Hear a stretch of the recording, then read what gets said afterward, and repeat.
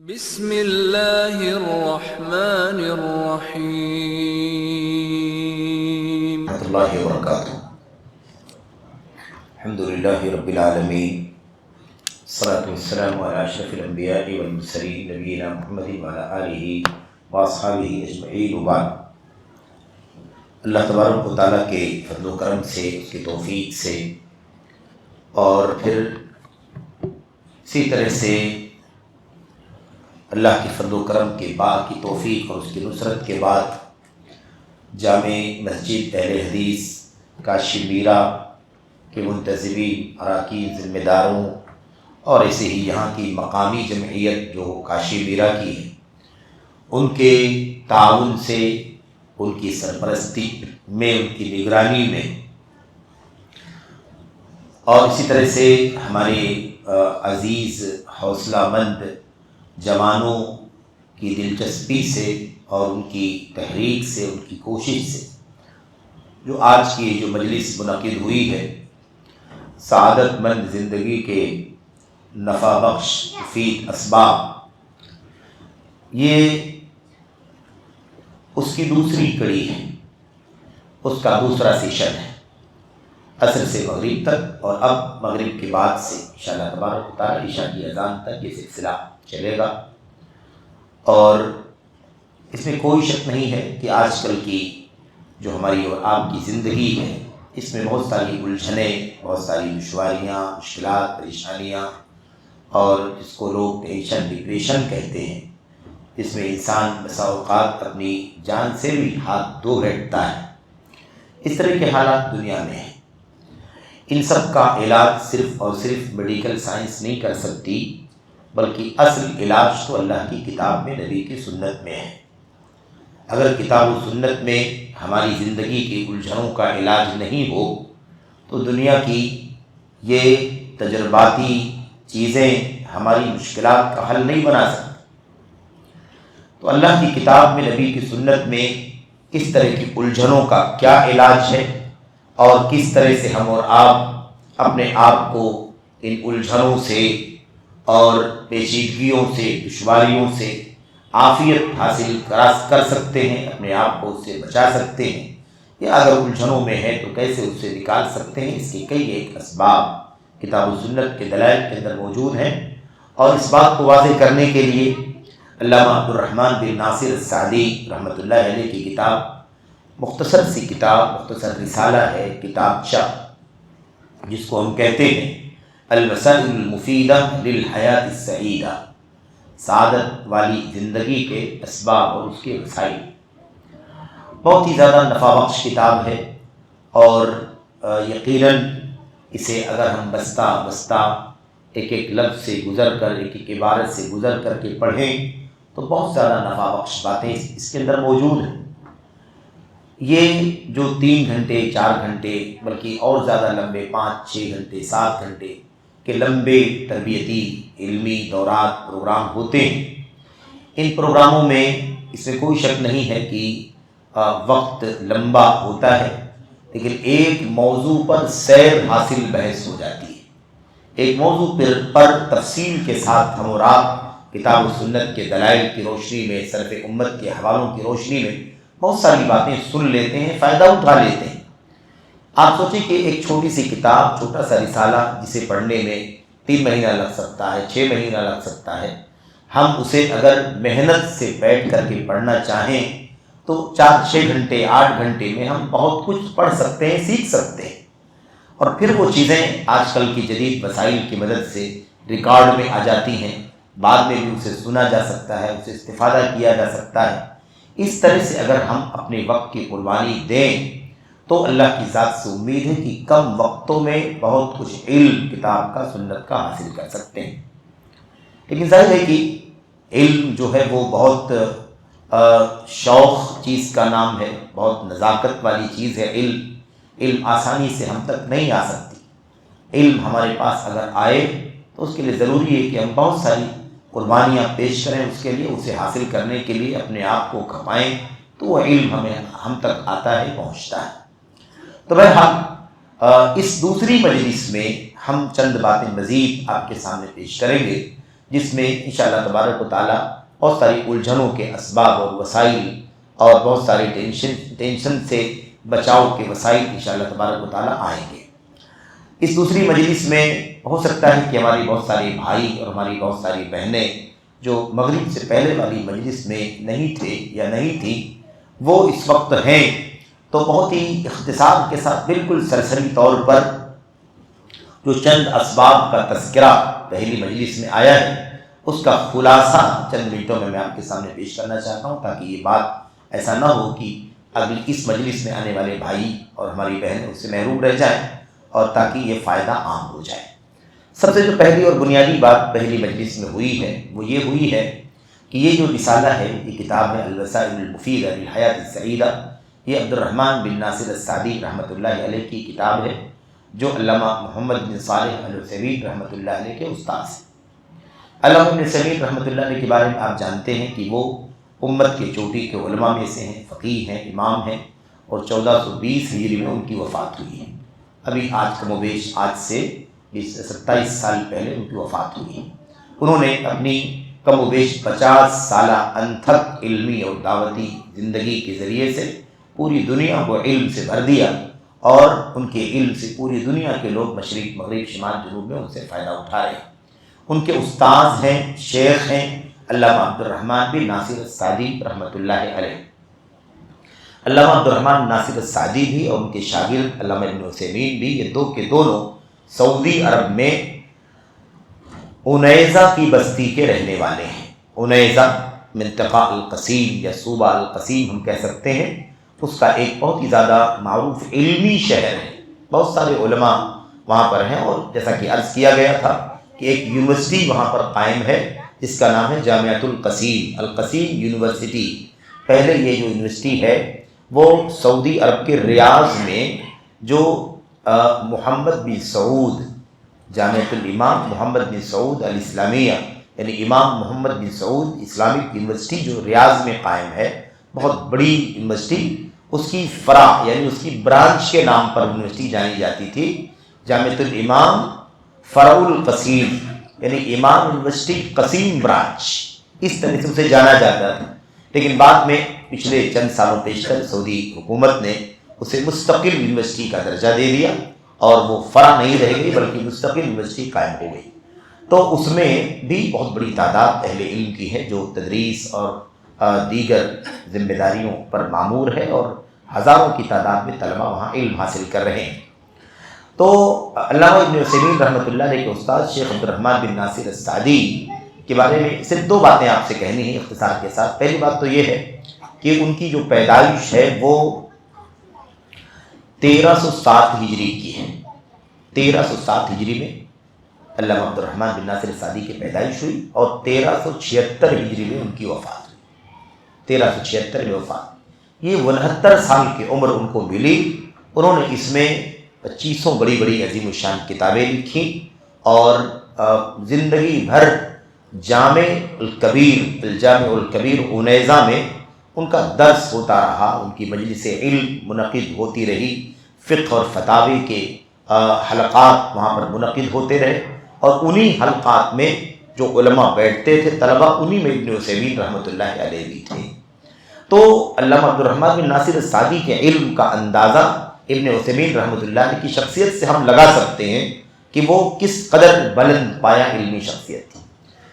علامہ Saadi رحمۃ اللہ علیہ کی وفات جو ہوئی ہے وہ 1376 میں ہوئی، اور بات آئی تھی کہ وہ بچپن میں مطلب 4 سال کے تھے تو باپ کی وفات ہو گئی، 7 سال کے تھے 4 سال کے تھے تو ماں کی وفات ہو گئی، 7 سال کے تھے تو باپ کی بھی وفات ہو گئی۔ اس طرح سے وہ باپ کی شفقت سے 7 سال کی عمر کے بعد محروم ہو گئے۔ ان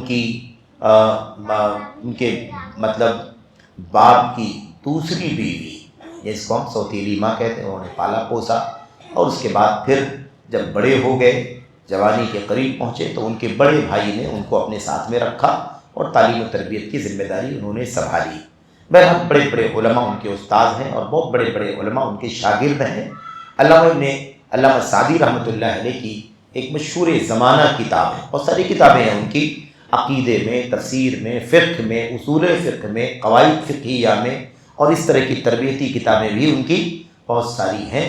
تو ایک جو سب سے زیادہ مشہور کتاب ہے علامہ سعدی کی، جس کے ذریعے سے پوری دنیا میں وہ جانے جاتے ہیں، وہ ان کی تفسیر کی کتاب ہے تیسیر الکریم الرحمن بتفسیر کلام المنان، جو تقریباً 5 جلدوں میں شائع ہوئی، پہلے 5 جلدوں میں، اور بعد میں پھر اس کے ایڈیشن کئی طرح کے آئے. 3 جلدوں میں بھی ایڈیشن آیا باریک فونٹ میں، 1 جلد میں بھی ایڈیشن آیا اور زیادہ باریک فونٹ میں، تاکہ لوگ اپنے ساتھ میں سفر میں کہیں بھی رکھنا چاہیں تو رکھ سکتے ہیں. یہ اس زمانے کی بات ہے جب یہ جدید وسائل نہیں تھے، تب کی بات تھی. آج کل تو بڑی بڑی کتابیں بھی لوگوں کے پاس آسانی کے ساتھ سافٹ شکل میں دستیاب ہیں، PDF کی مصور. تو بہرحال اور اس کے علاوہ ان کی بہت ساری کتابوں میں سے یہ ایک کتاب یہ بھی ہے الوسائل المفیدہ للحیات السعیدہ، جو ہم آج سرسری طور پر پڑھ رہے ہیں. اس کتاب میں جو باتیں آئی ہیں اور سرسری طور پر آپ دیکھیں، سب سے پہلی بات جو اس کے اندر آئی ہے وہ یہ آئی ہے کہ انسانی زندگی میں الجھنوں سے نجات پانے کا ایک ذریعہ کیا ہے؟ اللہ تبارک و تعالیٰ کی توحید پر، اللہ تعالیٰ کی سچی توحید، اور ایسے ہی عمل صالح، ایمان اور عمل صالح. یہ سب سے بڑا ذریعہ ہے انسانی زندگی میں ہر طرح کی الجھن سے اور ایسے ہی بے چینیوں سے، ٹینشن سے نجات حاصل کرنے کے لیے، اور خوشحال، سعادت مند اور خوشگوار اور سکھ کی زندگی پانے کے لیے. ایمان اور عمل صالح. دوسری بات، ایک پہلی بات تو یہ ہوگی. دوسری بات جو آپ کے سامنے آئی تھی، جس کا تذکرہ آپ کے سامنے پچھلی مجلس میں کیا گیا، وہ یہ ہے کہ انسان کو چاہیے کہ اگر وہ سعادت مند زندگی چاہتا ہے، خوشحال زندگی، تو اپنی ذات کی بھلائی کے پیچھے نہ لگا رہے، اپنے آپ ہی کو فائدہ پہنچانے، اپنی ہی بینیفٹ کے لیے، اپنے ہی ذات کو فائدہ پہنچانے کے پیچھے نہ بھاگے، بلکہ اللہ کی مخلوق کے ساتھ احسان کرے، اللہ کی مخلوق کے ساتھ اچھا سلوک کرے. اور اس میں تفصیلات ہیں. اللہ کی مخلوق میں صرف انسان ہی نہیں، حتیٰ کہ جانوروں کے ساتھ، مویشیوں کے ساتھ، ان کے ساتھ بھی اچھا سلوک کرنے سے انسانی زندگی میں راحت اور سکون آتا ہے. اس طرح سے یہ دوسرا سبب ہے. تو مخلوق کے ساتھ احسان اور اچھا سلوک. آدمی اگر کوئی بھلائی کا کام کر سکتا ہے تو بھلائی کا کام کرے، کام آئے، اور نہیں تو اگر آدمی کچھ نہیں کر سکتا ہے تو بھلی بات بولے. الکلمۃ الطیبۃ صدقہ ہے نا، پاکیزہ بات، اچھی بھلی بات بولنا یہ بھی صدقہ ہے. اس کے ذریعے سے بھی انسانی زندگی میں راحت اور سکون انشاءاللہ تبارک و تعالیٰ آئے گا. تیسری چیز، یہ دوسری چیز ہے. تیسری جو چیز ہے وہ یہ ہے جس کے ذریعے سے ان سعادت مند زندگی ہمیں اور آپ کو ملے گی، وہ یہ تھی کہ آدمی کو چاہیے کہ جب الجھنوں میں گھر جائے اور اس کی زندگی میں بہت سارے ٹینشن اور الجھن کی چیزیں آ جائیں، ڈپریشن میں انسان چلا جائے، ایسی صورتحال ہو جائے، تو اسے چاہیے کہ وہ اپنی تمام تر مشغولیتوں سے اپنے آپ کو دور کر کے کچھ نیکی کے کاموں سے اپنے آپ کو جوڑ لے. نیکی کے کاموں سے، عمل صالح سے، خیر کے کاموں سے اپنے آپ کو جوڑ لے. دنیاوی فائدہ ملے، مطلب دنیا میں نفع بخش ہو، آخرت میں نفع بخش ہو، ایسے کاموں سے اپنے آپ کو جوڑ لے. اور جن کے پاس علمی صلاحیتیں ہوں، ان کو چاہیے کہ وہ نفع بخش علم کے کام میں اپنے آپ کو بزی کر لیں، ہے نا، تصنیف میں، تالیف میں بزی کر لیں.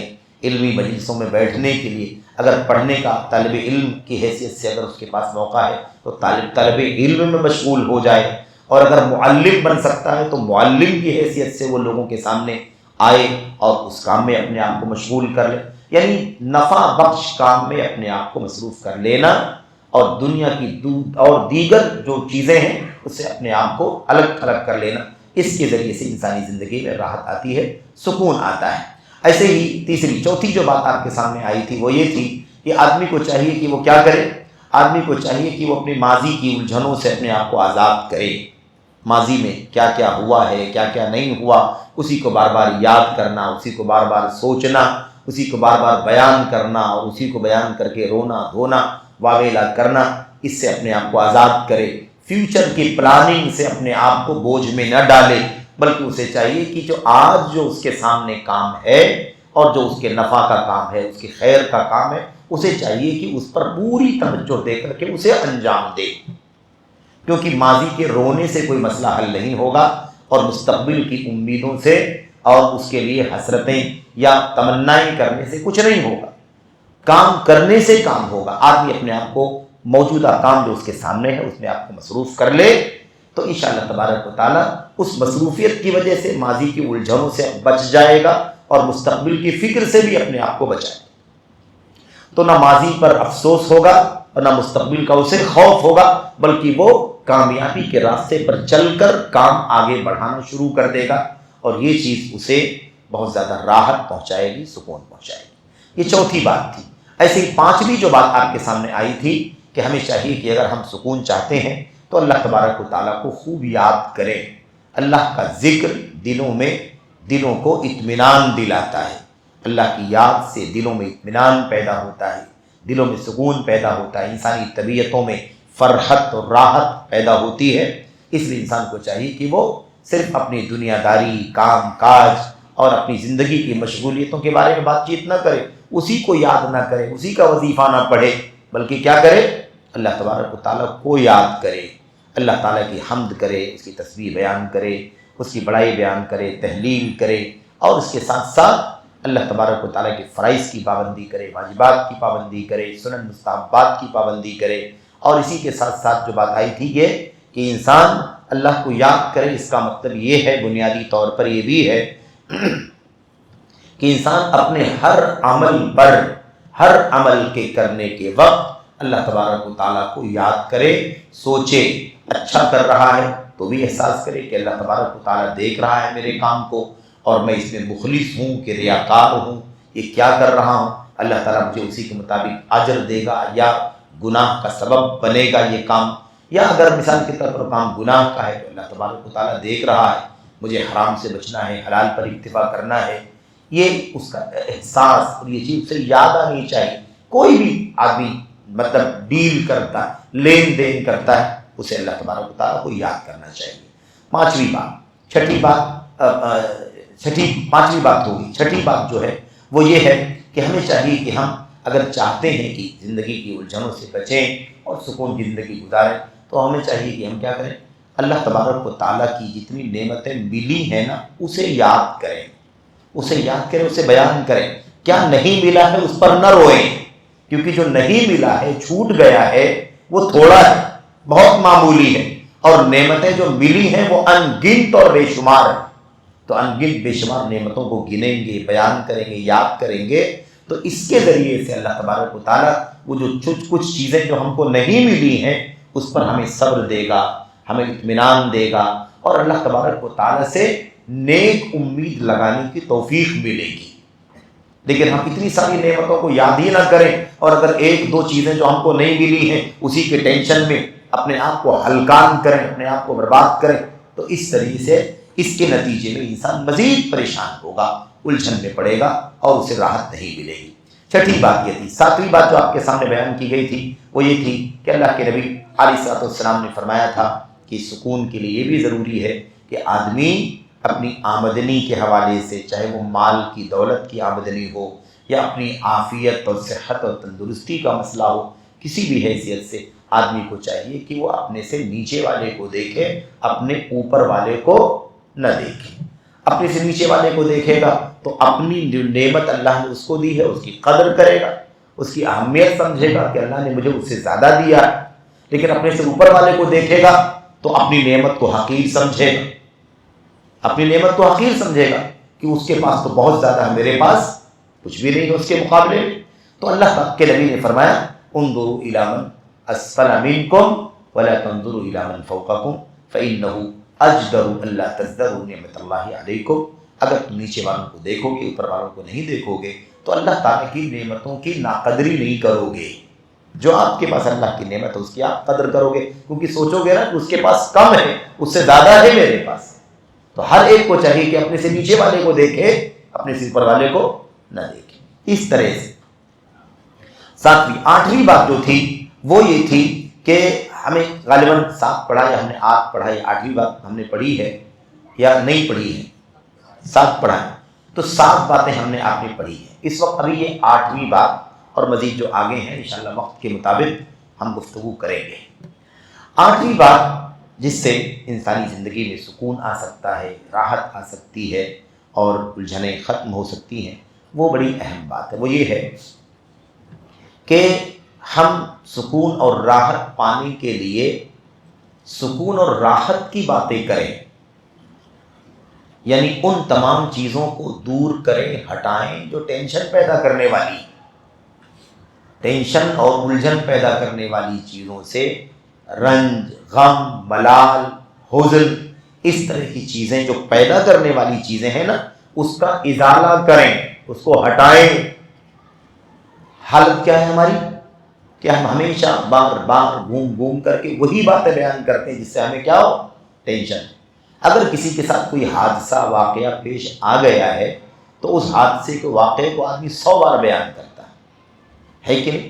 ہر مجلس میں بیان کرتا ہے، بار بار بیان کرتا ہے، جگہ جگہ بیان کرتا ہے۔ تو جب ٹینشن والی چیزوں کو، حادثات والی چیزوں کو، کوئی معاملہ پیش آ گیا ہے ہمارے آپ کے ساتھ، اگر ہم اس کو بار بار بیان کرتے رہیں گے تو کہاں سے زندگی میں سکون آئے گا؟ تو جو ماضی میں ہو چکا، جو ٹینشن آیا، اسے فراموش کرو، اسے دور کرو، بشارتوں کی طرف آؤ، وہ چیزیں لاؤ، بار بار وہ چیزیں بیان کرو جس سے آپ کو خوشی ملی ہے، آپ کو راحت ملی ہے، آپ کو خوشخبری ملی ہے، آپ کو بشارت ملی ہے، آپ کو دولت ملی ہے، آپ کو اللہ تبارک و تعالیٰ کی طرف سے کوئی نعمت ملی ہے، اسے بیان کرو۔ یہ ہے سکون اور راحت حاصل کرنے کا ذریعہ۔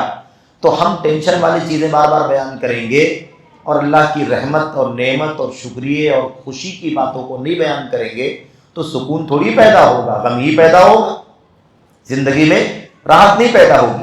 اسی لیے کہتے ہیں السعی فی ازالۃ الاسباب الجالبۃ للہموم، ہم، غم، ٹینشن، اس طرح کی چیزوں کو پیدا کرنے والے اسباب کو دور کرنے کی کوشش کرو۔ جو بھی تکلیفیں انسان کی زندگی میں آئی ہیں، کیا کریں؟ اسے دور کرنے کی کوشش کریں، اور وہ اسباب حاصل کرنے کی کوشش کریں جس سے خوشی آتی ہو، خوشی ملتی ہو، سعادت ملتی ہو، ہے نا؟ انسان کی زندگی میں راحت پیدا ہوتی ہو، انسان کو مسرت ملتی ہو، فرحت آتی ہو، انبساط ملتا ہو، آدمی خوش ہو، آدمی ہنسے، شکریہ کے الفاظ اللہ تبارک و تعالیٰ کے لیے ادا کرے، ہے نا؟ ناشکری کی باتیں نہ کرے، نہ ناشکری کے الفاظ زبان پر لائے۔ یہ بہت بنیادی مسئلہ ہے۔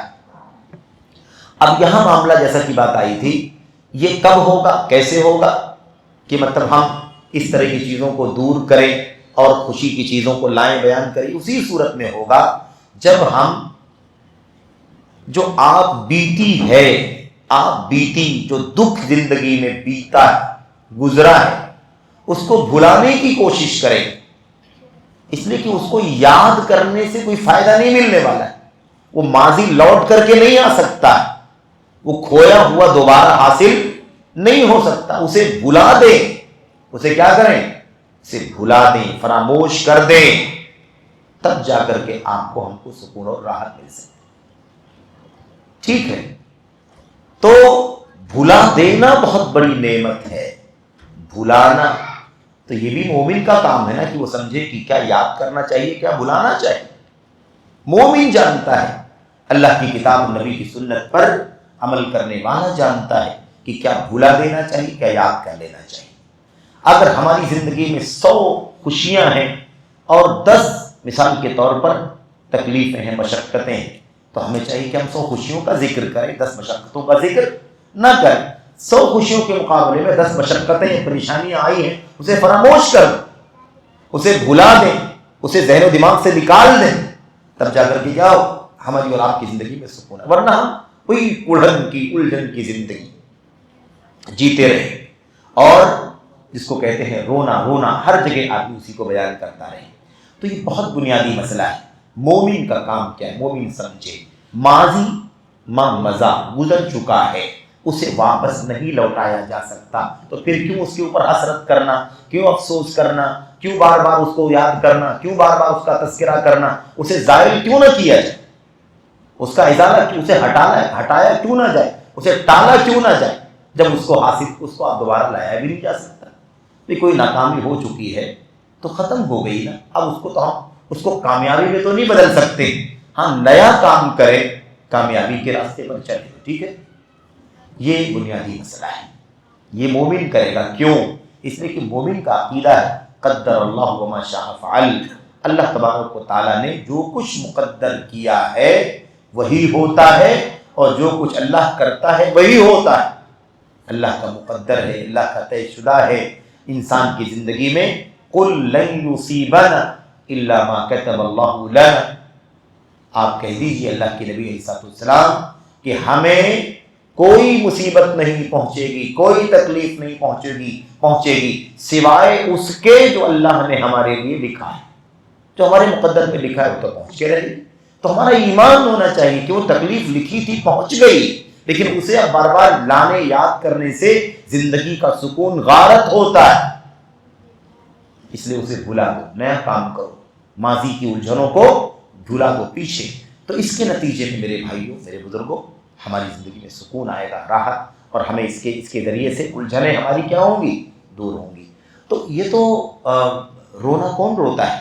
جن کا ایمان نہیں مقدر پر، اللہ کے فیصلے پر، کہ دکھ اللہ کی طرف سے، سکھ اللہ کی طرف سے ہے کہ جو کچھ اللہ کے نبی صلی اللہ علیہ وسلم نے فرمایا تھا، آپ نے فرمایا تھا ان اللہ خلق کل نفس فکتب رزقها واجلها ومصیباتها، ان اللہ خلق کل نفس فکتب رزقها واجلها ومصیباتها، اللہ تبارک و تعالیٰ نے ہر نفس کو پیدا کیا اور ہر نفس کو پیدا کرنے کے ساتھ اس کی روزی لکھا، اس کی روزی کتنی ملے گی، کم ہوگی، زیادہ ہوگی، کیسی ہوگی، کتنی محنت مشقت سے آئے گی، کم زیادہ، اور اجل، اس کی موت کب آئے گی، اور تیسری چیز کیا ہے؟ مصیبات، اس کی زندگی میں آنے والی مصیبتیں بھی لکھی کی آئے گی، ہے تو لکھا ہوا ہے، یہ لکھا ہوا ہے کیا مصیبتیں آنے والی۔ تو مومن کا کام یہ ہے کہ وہ ماضی کی چیزوں کو نہ یاد کرے بلکہ اس کا ازالہ کرے، بھلائے۔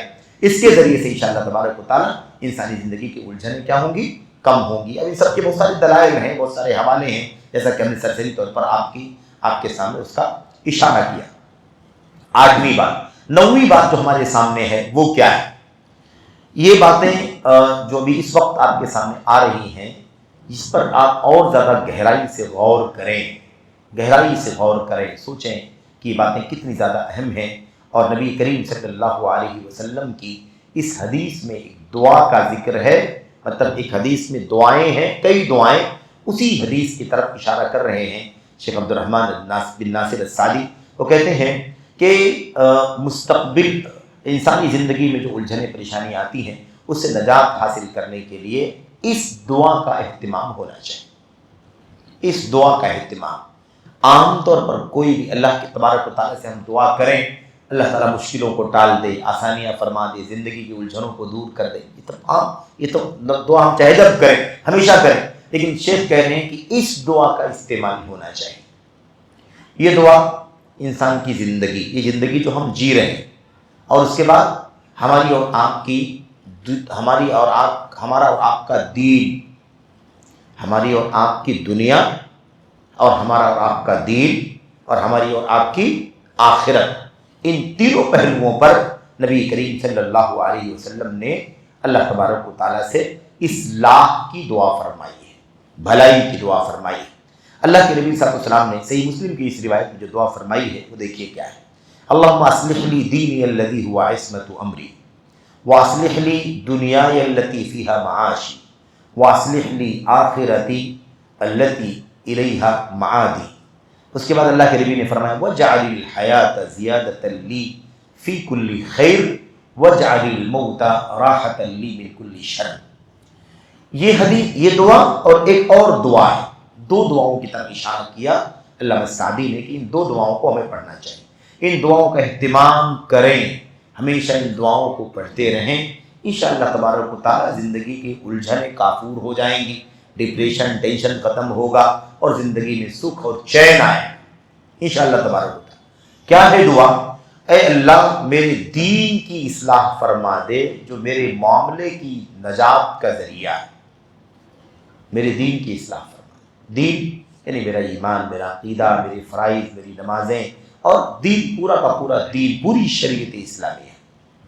تو اللہ میرے دین کی اصلاح فرما دے۔ دیکھا آپ نے، نبی ہے دین کی اصلاح کی دعا فرما رہے ہیں، دین کی، دین پہلے ہے، آگے دنیا کا ذکر آ رہا جس میں ہماری الجھنیں ہیں، ہماری دنیا میں، ہماری معیشت میں الجھنیں ہیں، ان الجھنوں سے بچاؤ کے لیے دعا کیا ہو رہی ہے؟ سب سے پہلے دین کی اصلاح، کیونکہ بات آئی ہے شروع میں بھی کہ ایمان اور عمل صالح کے بغیر ہم خوشحال زندگی نہیں گزار سکتے، خوشحال زندگی کے لیے پہلی شرط. یہاں دیکھیے اے اللہ میری دین کی اصلاح کر دے. الذی ہوا عصمت امری, جو میرے معاملے کی عصمت کس کو کہتے ہیں؟ بچاؤ, تحفظ. یعنی کیا مطلب؟ میرا معاملہ اللہ کے ہاں میں نجات پاؤں گا نہیں پاؤں گا, جنت ہوگی جہنم ہوگی, اللہ کا عذاب ملے گا اللہ کی رحمت ملے گی, کیا ہوگی, میرا انجام ہوگا کیا, میرا معاملہ کیا ہوگا اللہ تبارک و تعالیٰ. اس سے حفاظت کہاں ہے؟ دین میں. اس سے تحفظ کہاں ہے؟ دین میں. ہم لوگ سب لوگ بہت زیادہ مادی ہو گئے ہیں, دنیا پرست ظاہر پرست ہو گئے ہیں, اسباب کے غلام ہو گئے. اسباب اختیار کرنا جائز ہے, لیکن اسباب ہی پر تکیہ کر لینا, اسی کا غلام بن جانا درست نہیں. ہم سوچتے ہیں کہ بھئی مطلب اب دنیا میں ہمارے پاس اگر مال و دولت ہے تو ہی ہم سکھ اور چین کی زندگی گزار سکتے ہیں, ہمارے پاس اگر اتنا معیاری گھر ہے تو ہی ہم اچھی زندگی گزار سکتے ہیں. مطلب ہم نے مادے کو ہی سب کچھ, مطلب ظاہری دکھائی دینے والی چیزیں. ہم معنوی طور پر اللہ تبارک و تعالیٰ کی رحمت, اللہ کی طرف سے مدد, نصرت, اصلاح, اس کی پرواہ ہم نہیں کرتے عام طور پر. یہ چیز جاننے کی ضرورت ہے. تو کیا کہا؟ میرے دین کی اصلاح فرما دے جو میرے معاملے کی حفاظت کا, نجات کا ذریعہ ہے. یعنی دین سے ہی نجات ہے, دین سے ہی تحفظ ہے ہر چیز کا. وَأَصْلِحْ لِي دُنْيَايَ الَّتِي فِيهَا مَعَاشِي, اور میری دنیا کی اصلاح فرما دے جس میں میری زندگی ہے.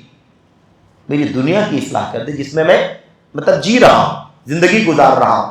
اے اللہ تعالیٰ اس کی اصلاح فرما دے. تو آپ دیکھیے اصلاح کا لفظ کتنا عظیم لفظ ہے. میری زندگی کی اصلاح, میری دنیا کی اصلاح فرما دے جس میں میں جی رہا ہوں. اسی جینے والی زندگی میں تو بہت سارے ٹینشن ہیں, ڈپریشن ہے کہ نہیں, نیند نہیں آ رہی ہے کہ نہیں, آدمی کو دوا اور علاج اور انجیکشن سے گزرنا پڑ رہا ہے, چین نہیں, سکون نہیں. لوگ کتنے لوگ جو ہے وہ زہر کھا کر کے مر جا رہے ہیں, کتنے لوگ ہیں جو پھندا لگا کر کے اپنی جان ہلاک کر دے رہے ہیں, کتنے لوگ جو اپنے بچوں کی جان لے رہے ہیں, زہر دے رہے ہیں, کیسے کیسے واقعات پیش آ رہے ہیں. تو اللہ میری دنیا کی اصلاح فرما دے جس میں میں جی رہا ہوں, اس کے اندر سکون ہو, اطمینان ہو, راحت ہو اور چین ہو, جیسا کہ آگے بات آ رہی. مزید تیسری بات اللہ کے نبی نے فرمائی, وَأَصْلِحْ لِي آخِرَتِي, اور میری آخرت کی اصلاح فرما دے.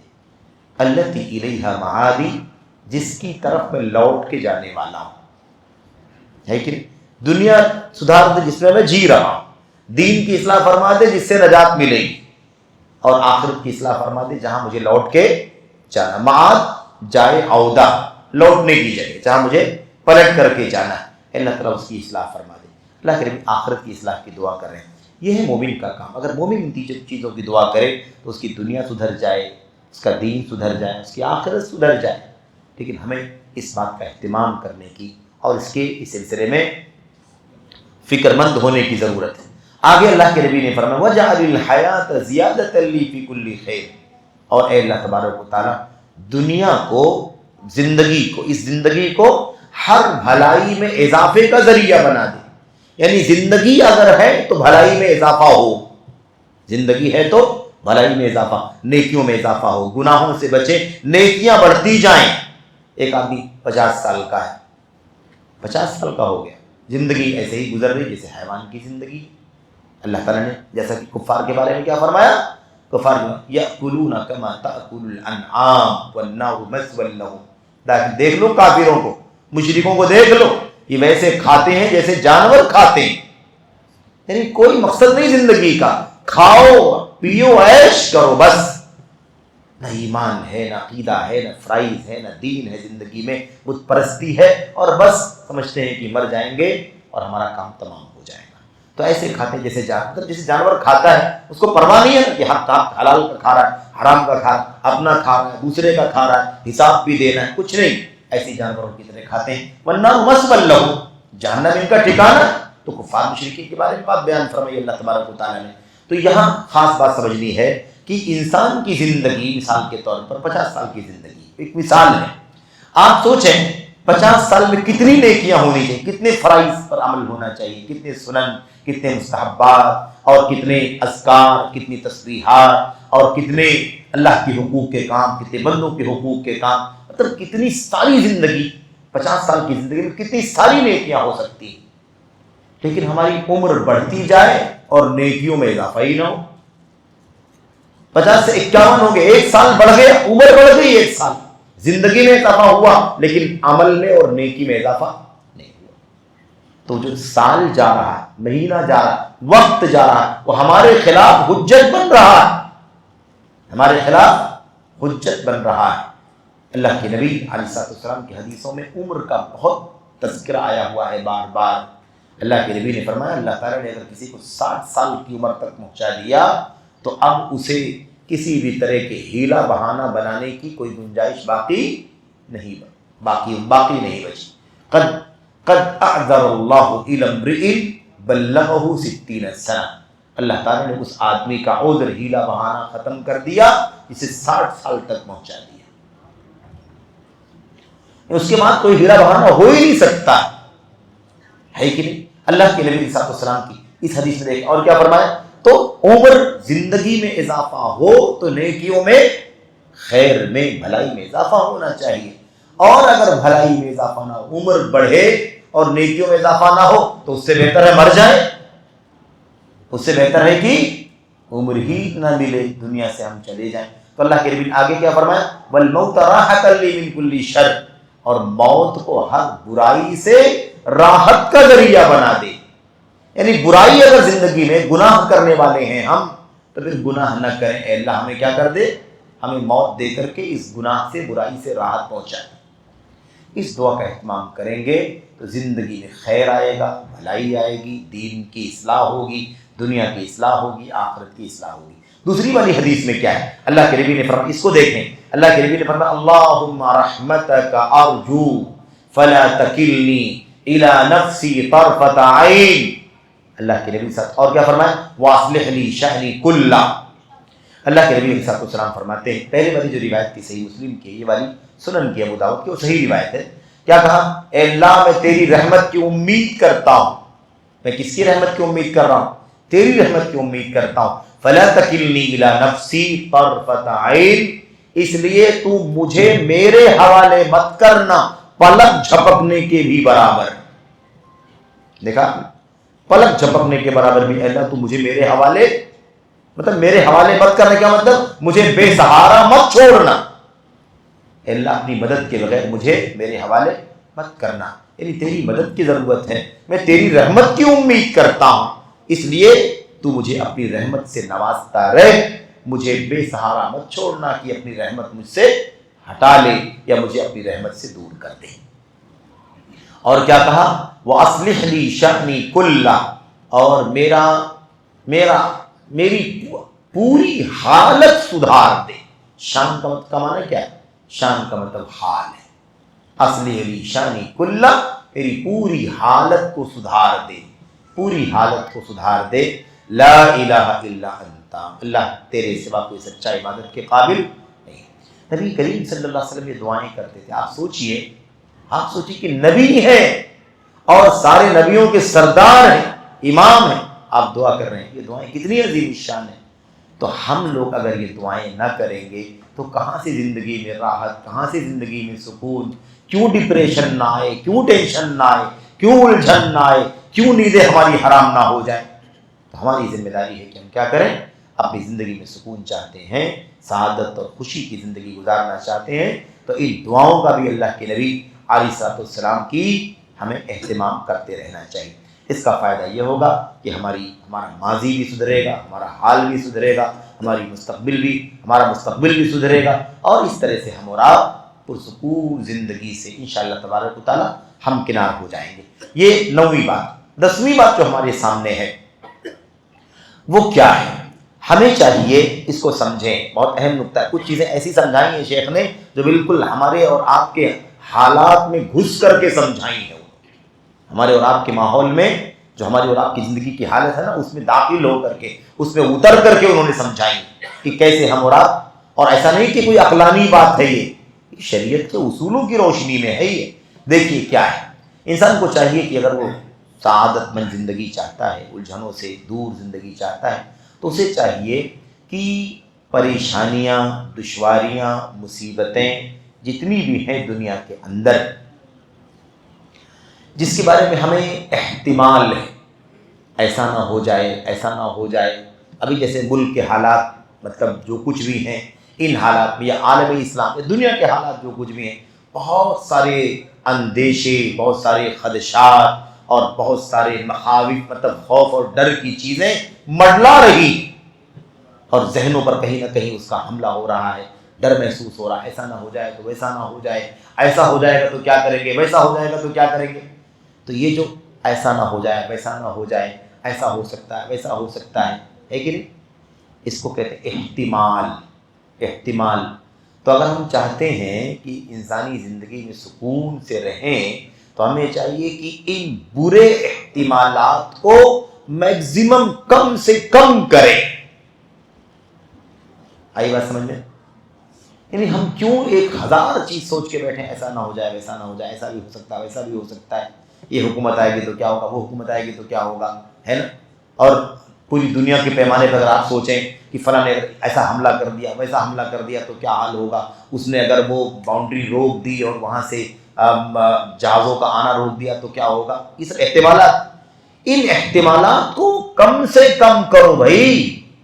ایسا ہو سکتا ہے، ویسا ہو سکتا ہے، اللہ کی قدرت کے بغیر ذرہ بھی نہیں ہلتا، پتہ بھی نہیں ہلتا۔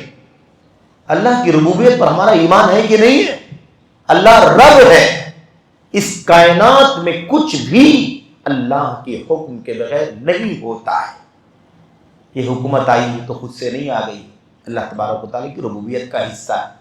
اچھے آئے برے آئے، اللہ تبارک و تعالیٰ کی ربوبیت کا حصہ ہے۔ ٹھیک ہے، ہمارے کرتوت کے نتیجے میں وہ عذاب کی شکل میں آیا ہو، یہ تو ہو سکتا ہے، لیکن کچھ بھی اللہ کے حکم کے بغیر نہیں ہوتا ہے۔ تو ہم کیوں ایک مطلب دنیا بھر کے احتمالات، ایسا ہو، ایسا ہوگا، ایسا ہو سکتا ہے، ان تمام چیزوں کا بوجھ سر پر کیوں لیتے ہیں ہم؟ سمجھ رہے ہیں؟ یہ فلاں ملک ہے، وہ فلاں ملک ہے، وہی سازش کر رہا ہے، وہ سازش کر رہا ہے، وہ سپر پاور ہے، اور یہ ہے اور وہ ہے، اس کی ملی بھگت ہے، اور یہ سب ایک ہیں اور فلاں ہیں۔ اس ساری چیزیں ہمیں ان احتمالات کو کم کرنا ہے۔ یہ تو میں نے سرسری بات عالمی پیمانے سے کی تناظر میں آپ سے کہہ دی۔ آپ اپنے نجی مسئلے میں سوچیں، آپ کا کوئی کاروبار ہے، اس میں کوئی معاملہ پھنس گیا ہے، اختلاف ہو گیا ہے، کہیں کوئی آپس میں کوئی ڈیل میں جھگڑا ہو گیا ہے، اس میں آپ 1000 احتمال مت سوچیں، ایسا نہ ہو، ایسا بھی ہو سکتا ہے، ایسا بھی ہو سکتا ہے۔ آپ اس میں سب سے زیادہ خیر کا جو پہلو ہے، بشارت کا جو پہلو ہے، اللہ تبارک و تعالیٰ کی طرف سے، اللہ تبارک و تعالیٰ کی ذات کے بارے میں اچھے سے اچھا گمان کا جو پہلو ہے، وہ احتمال آپ سوچیں بس۔ آپ کے ذہن میں برائی ہے، ایسا ہو رہا ہو سکتا، ایسا نہ ہو جائے، تو آپ اس کو ٹالیے۔ نہیں، اللہ کی ذات سے یقین ہے کہ برا نہیں ہوگا، اچھا ہوگا۔ تو جتنا اللہ تعالیٰ پر تقیہ کریں گے، توکل کریں گے، ثقہ کریں گے، بھروسہ کریں گے، اور برے احتمالات کو کم سے کم کریں گے اور اچھے احتمالات کو زیادہ سے زیادہ سوچیں گے، اتنا زیادہ زندگی خوشگوار گزرے گی، اتنا زیادہ زندگی خوشگوار گزرے گی۔ آپ سوچئے کہ اگر اسلامی تاریخ اور اسلامی نبی علیہ السلام کی سیرت کا جو دور ہے، جس میں بدر و احد اور حنین اور خیبر اور فتح مکہ اور تبوک اور حنین اور اس کے علاوہ موتا وہ جنگیں ہوئی ہیں، ساری طرف سے سارے کفار، مشرکین، منافقین، یہود، نصارہ اور جو عشوائی جہاں وہاں گھومتے تھے، ہے نا، خانہ بدوش جن کا کوئی دھرم نہیں ہوتا، اس ساری سازشوں میں اسلام کے خلاف، مسلمانوں کے خلاف اکٹھا ہو گئے تھے کہ نہیں ہو گئے؟ احزاب اللہ تعالیٰ نے فرمایا، ان کے بارے میں کیا فرمایا؟ احزاب، پارٹیاں سب اسلام کے خلاف ایک طرف سے جمع ہو گئی، آج بھی جمع ہیں، ان کو آج بھی احزاب کہا جاتا ہے۔ یہ اتنے سنت سے ہٹے ہوئے، توحید سے ہٹے ہوئے، صحابہ کی راہ سے ہٹے ہوئے گروہ ہیں، ٹولیاں ہیں، فرقے ہیں، رافضیت ہے، خارجیت ہے، اخوانیت ہے کہ نہیں، عقل پرستی کرنے والے لوگ ہیں، صحابہ کو گالی دینے والے لوگ ہیں، ہے کہ نہیں، اور عصرانیت کا کلمہ پڑھنے والے، کہ بھائی اب اسلام کی جو پرانی تعلیمات ہے وہ چھوڑو، ذرا اس کو نئے زمانے کے حساب سے ذرا سا موڈیفائی کر کے دنیا کے سامنے لاؤ، کیا پرانی باتیں کرتے ہو، کب تک پرانی باتیں، ٹھیک ہے۔ اس طرح کی بات کرنے والے جو لوگ ہیں، اللہ کے نبی کی حدیثوں کا، سنتوں کا انکار کرنے والے لوگ ہیں، اللہ کے نبی کی حدیثوں میں کیڑے نکالنے والے لوگ جو ہیں، مثال کے طور پر امت کے علماء کی تنقیص کرنے والے لوگ ہیں، امت کے عوام اور علماء کے درمیان جو دراڑ اور فاصلہ پیدا کرنے والے لوگ ہیں، تاکہ امت عوام سے دور ہو جائے تو گمراہ ہو، شیطانی انسانی شیطان جناتی شیطان اپنی ناپاک ارادوں اور منصوبوں کو بروئے کار لا سکے۔ یہ جو لوگ ہیں یہ سب بھی کیا ہیں؟ احزاب، پارٹیاں، الگ الگ ٹارگٹ پر چلنے والی پارٹیاں۔ ان کے ٹارگٹ کے مطابق آپ رہیں گے تو آپ ان کے ہیں، نہیں تو آپ دشمن۔ اور ہماری دشمنی دوستی کس پر ہے؟ اللہ کی کتاب کے مطابق آپ ہیں تو دوست ہیں، نبی کی سنت کے مطابق ہیں تو دوست ہیں، صحابہ کی مشن کے مطابق ہیں تو دوست ہیں، اور اگر اس کے خلاف ہیں تو دشمن ہیں۔ ہمارا جھگڑا، ہماری دوستی دشمنی کا جو بنیاد ہے وہ کیا ہے؟ اللہ کی کتاب، نبی کی سنت، صحابہ کرام کی زندگی۔ ہم اسی پر دوستی دشمنی کرتے ہیں۔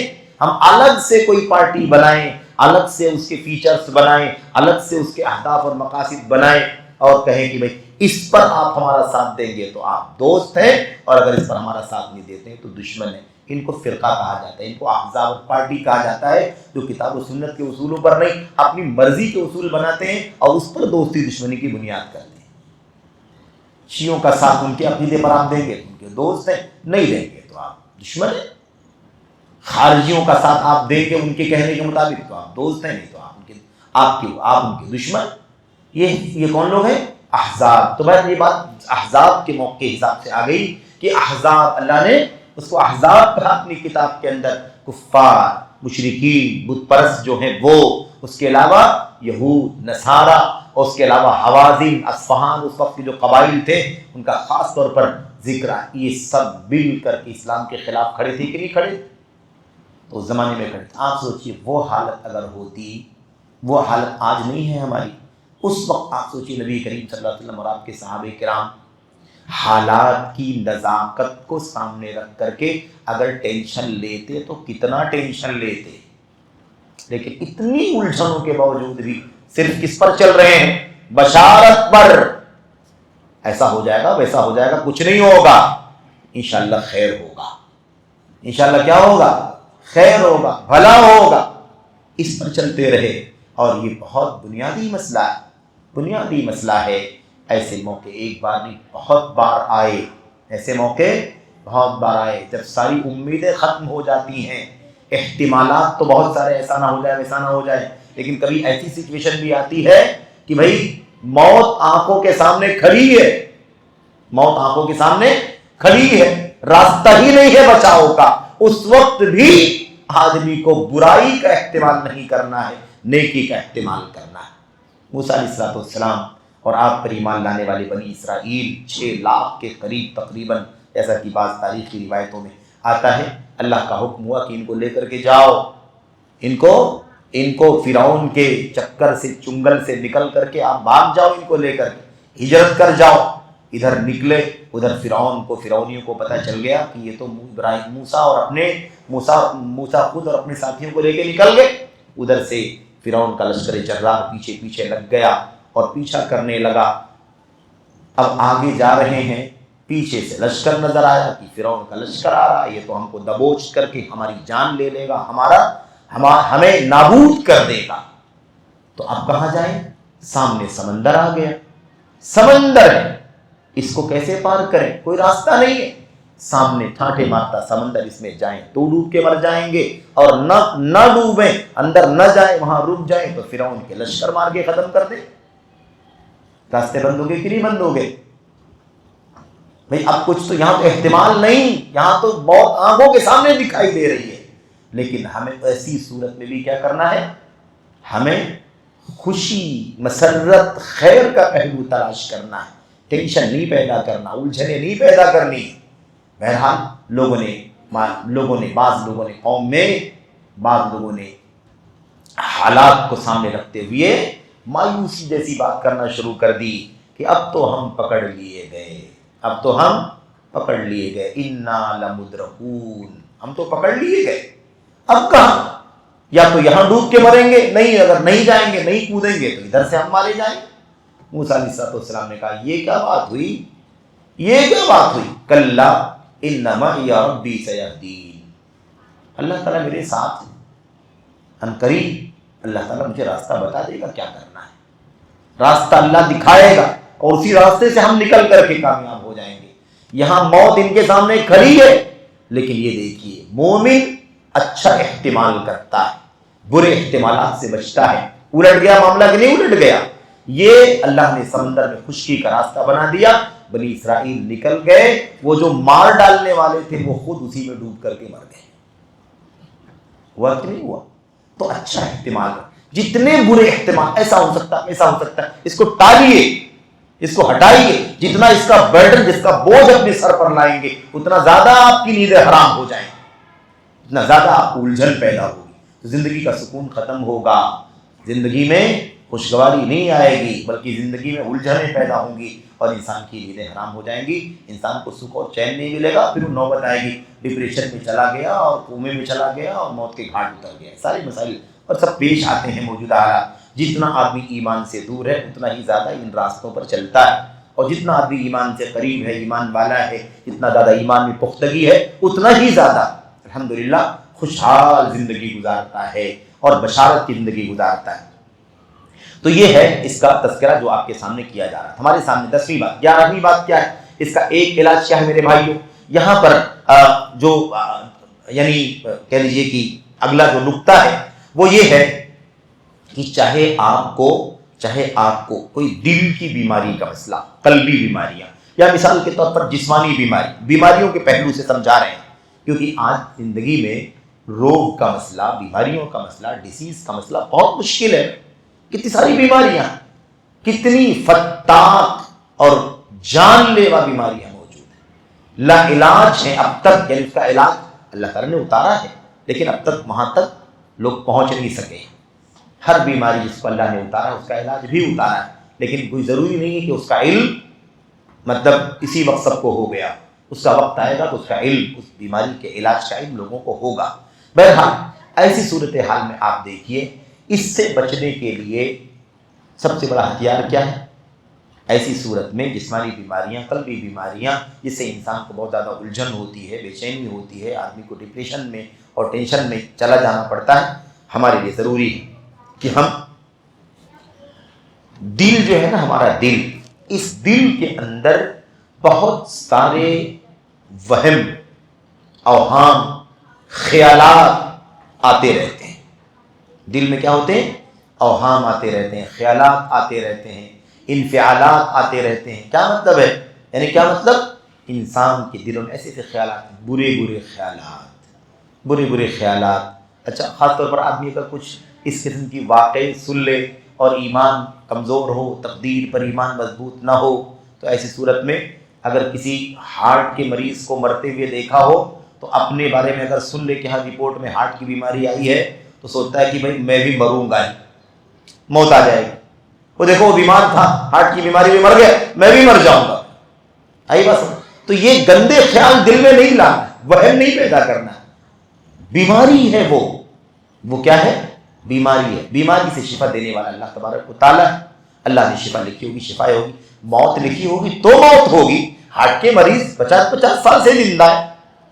ابھی ممبئی کی کسی ہاسپٹل کی رپورٹ آئی تھی کہ کوئی کوما میں 36 سال سے پڑا ہوا تھا، کوئی خاتون تھی، کوئی ملازمہ کسی گھر کے اندر کام کرتی تھی، صفائی جھاڑو وغیرہ کا، 36 سال سے کومے میں پڑی تھی، ابھی جلدی چند سالوں پہلے اس کی موت ہوئی۔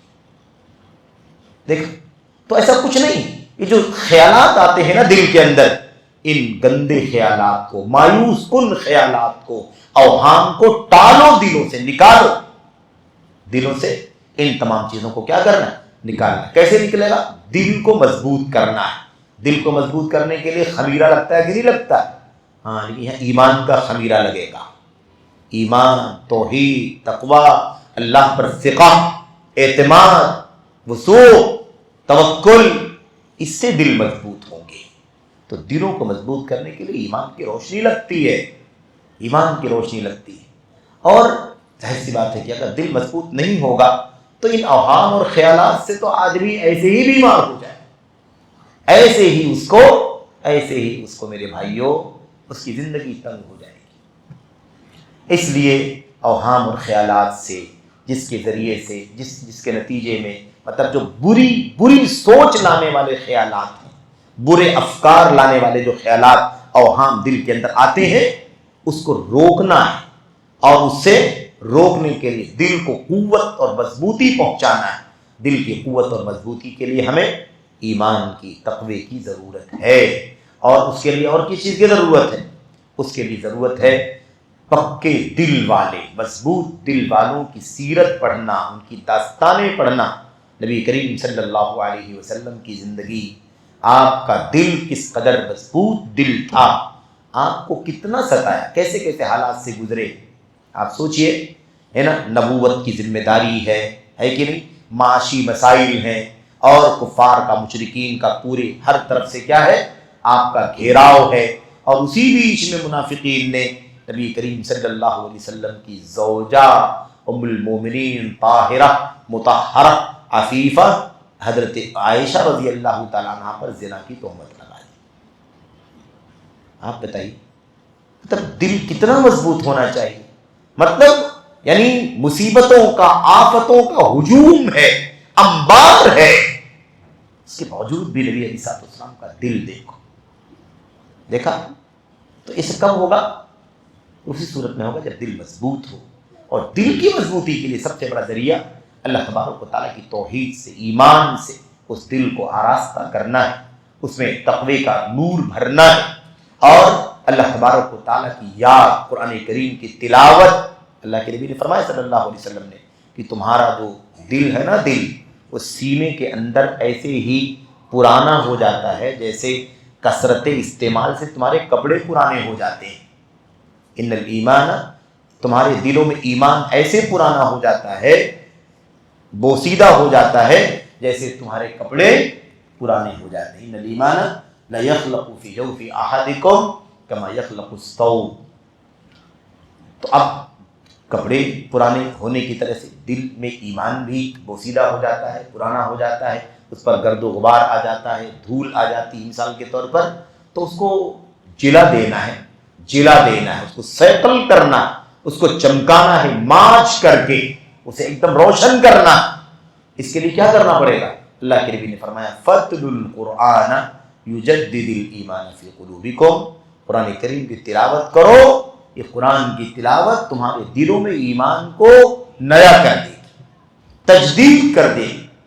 قرآن کی تلاوت کیا کرے گی؟ ایمان کو دل کے اندر نیا بنا دے گی، رینیو کر دے گی۔ اس لیے ہمیں چاہیے کہ ہم کیا کریں؟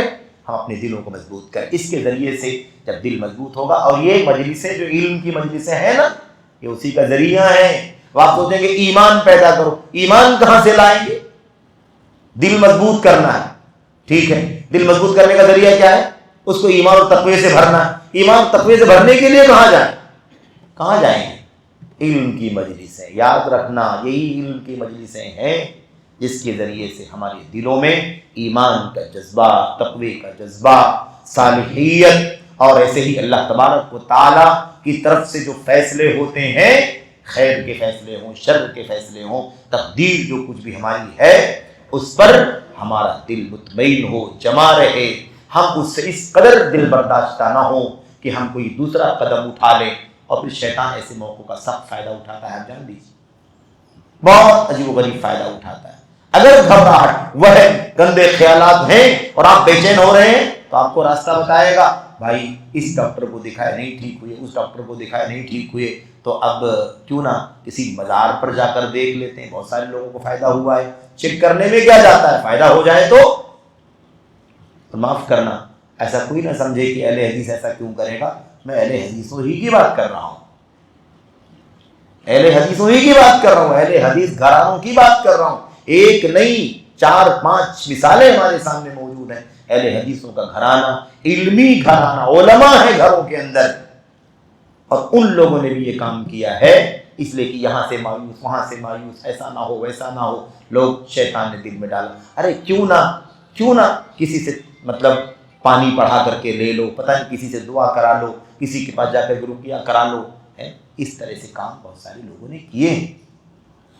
تو اس طرح سے انسان کے ایمان و عقیدے سے کھیلنے کی کوشش کرتا ہے۔ تو دل میں ایمان کے لیے، تقوی سے مضبوط آئے ہو، دل مضبوط ہوگا، قوت پیدا ہوگی، دل میں صلابت پیدا ہوگی، اور اس کے لیے ہمیں یہ علم کی مجلسیں ہیں، اس میں دلوں کو جلا ملتی ہے، دلوں میں دلوں کو سنوارا جاتا ہے، دلوں کی زینت ہوتی ہے، آرائش ہوتی ہے، اس طرح سے انسان کا دل۔ نبی کریم صلی اللہ علیہ وسلم کی ایک مثال خالی اشارہ کر کے بات آگے بڑھاتا ہوں۔ نبی کریم صلی اللہ علیہ وسلم کی مجلس میں صحابہ رہتے تھے تو کہتے تھے کہ مجلس میں ہم ہوتے ہیں تو ہمیں ایسا محسوس ہوتا ہے جیسے ہم جنت کو اپنی آنکھوں سے دیکھ رہے ہیں۔ دیکھا، صحابہ کی بات چل رہی ہے، ہم لوگ کتنا پیچھے، ہماری کیا حیثیت اللہ کے نبی کا اصحاب کے سامنے، ہے نا۔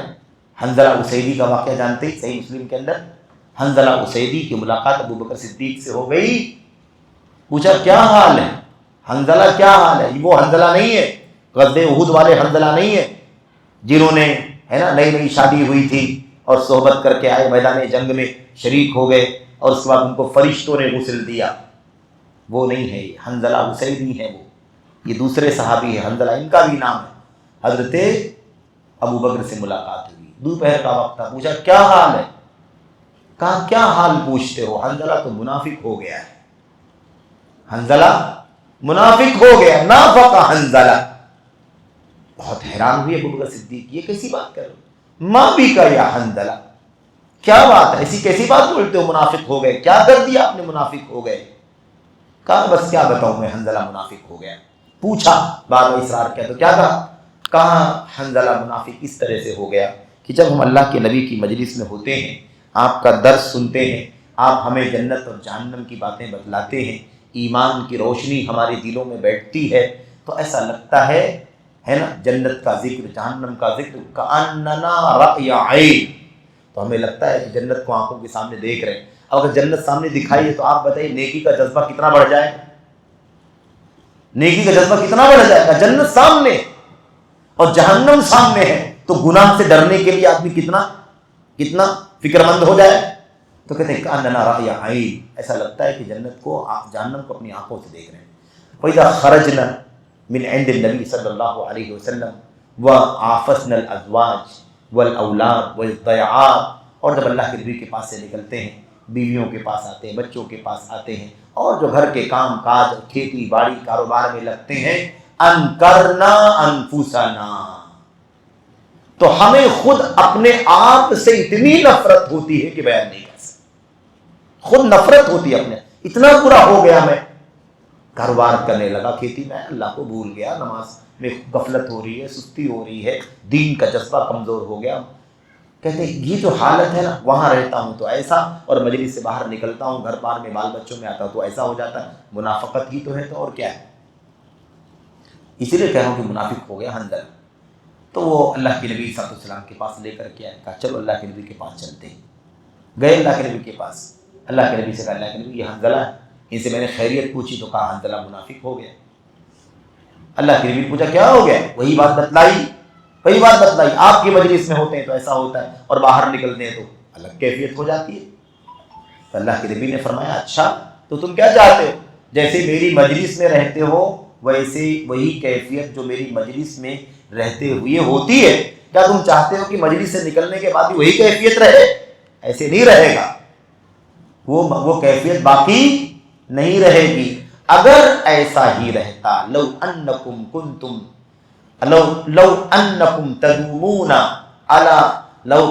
تدومون علی ما کنتم علیہ، اگر تمہاری وہی حالت رہتی جو حالت میری مجلس میں رہ کر کے ہوتی ہے، لصافحتکم الملائکۃ وانتم فی طرقکم وعلی فرشکم، تو فرشتے تم سے مصافحہ کرتے، تم راستے میں چلتے اور تم بستروں پر ہوتے ہی فرشتے تمہیں مصافحہ کرتے، راستوں میں چلتے ہی فرشتے تم سے مصافحہ کرتے۔ دیکھا آپ نے دل کی کیفیت، تو علم کی مجلس میں، نبی کی مجلس میں رہنے کی وجہ دل کی کیفیت کیسے ہوتی ہے، جیسے جنت جہنم کو دیکھ رہے اور باہر نکل ایمان کو تازگی، دل میں ایمان کی تازگی پیدا ہوتی ہے کہ نہیں ہوتی ہے؟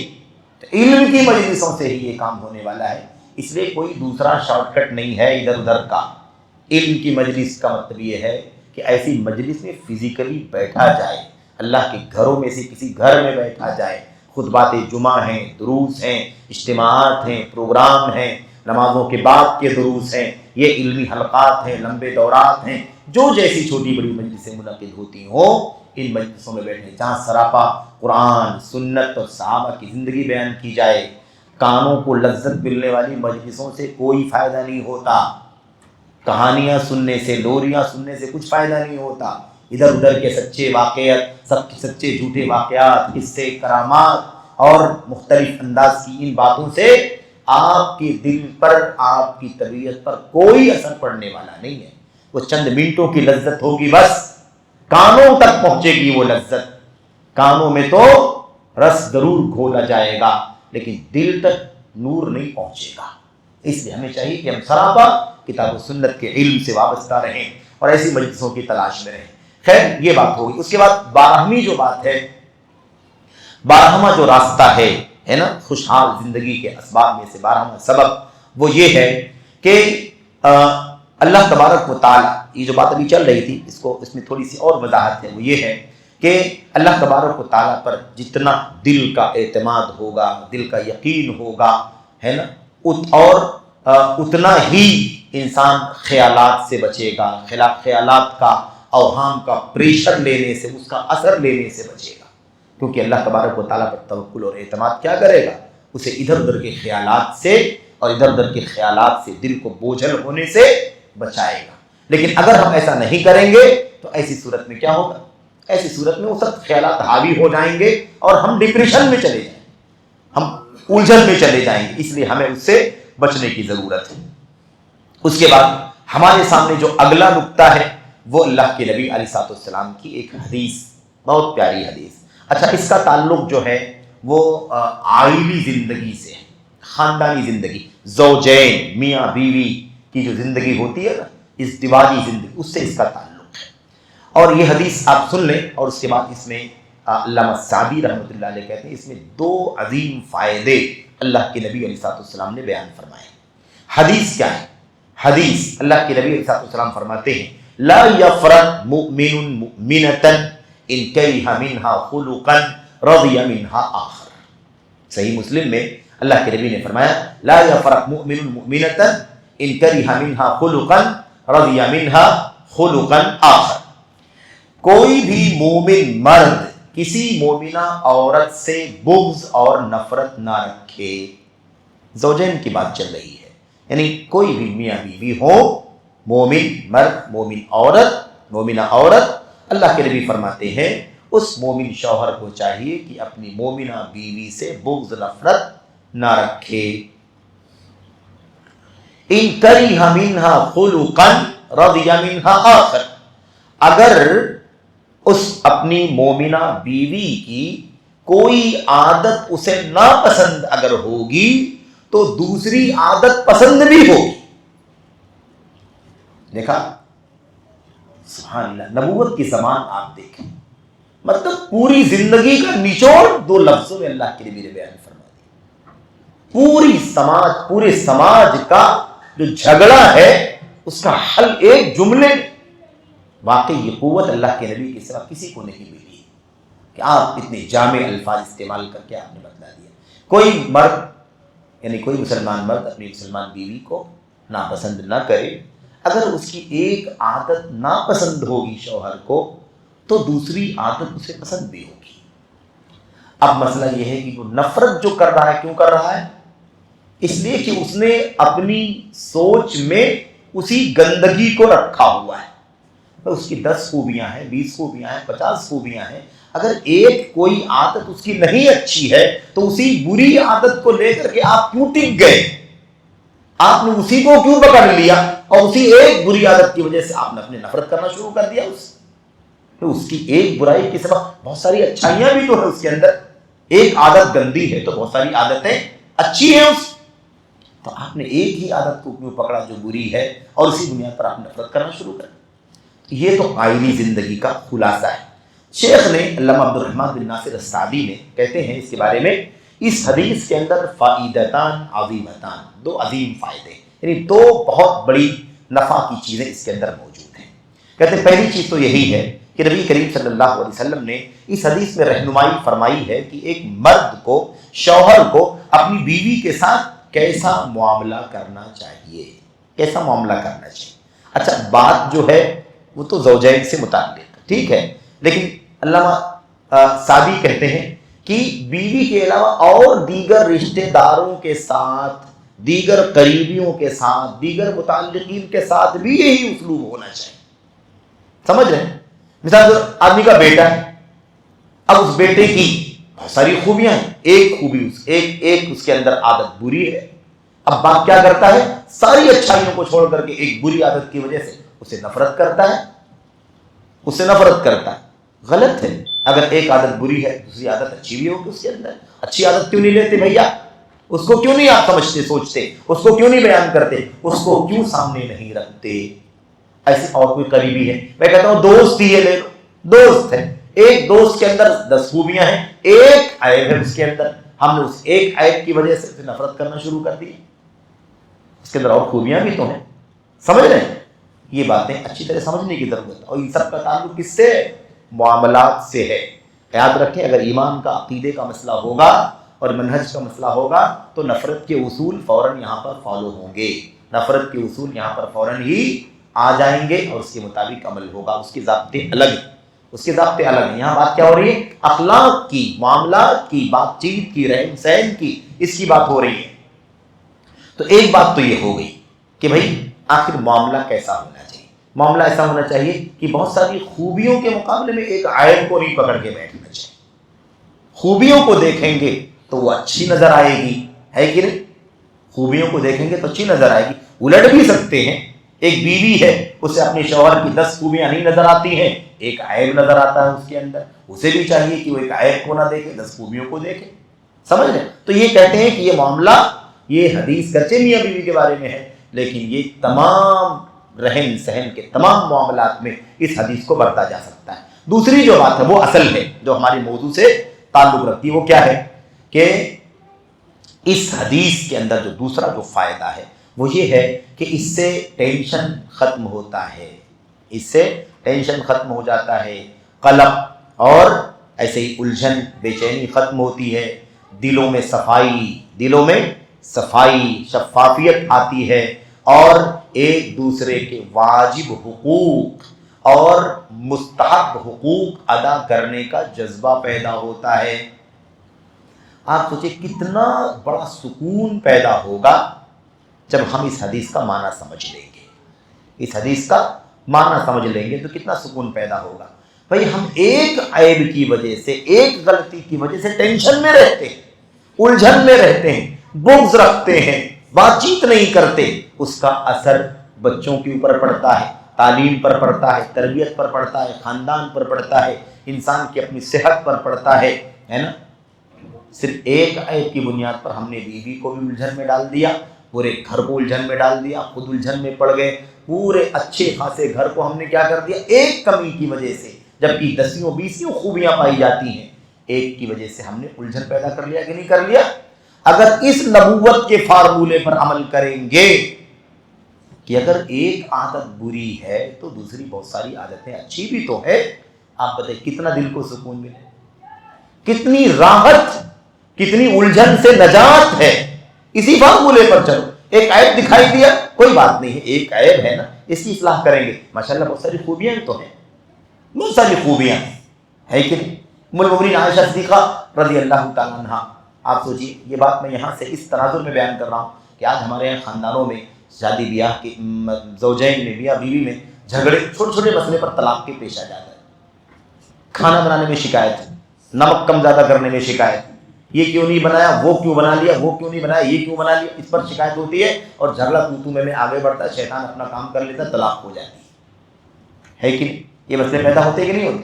ام المؤمنین عائشہ صدیقہ رضی اللہ تعالیٰ عنہ سے نکاح 6 یا 7 سال کی عمر میں ہوا اللہ کے نبی صلی اللہ علیہ وسلم کا، اور رخصتی ہوئی تو 9 سال کی عمر تھی.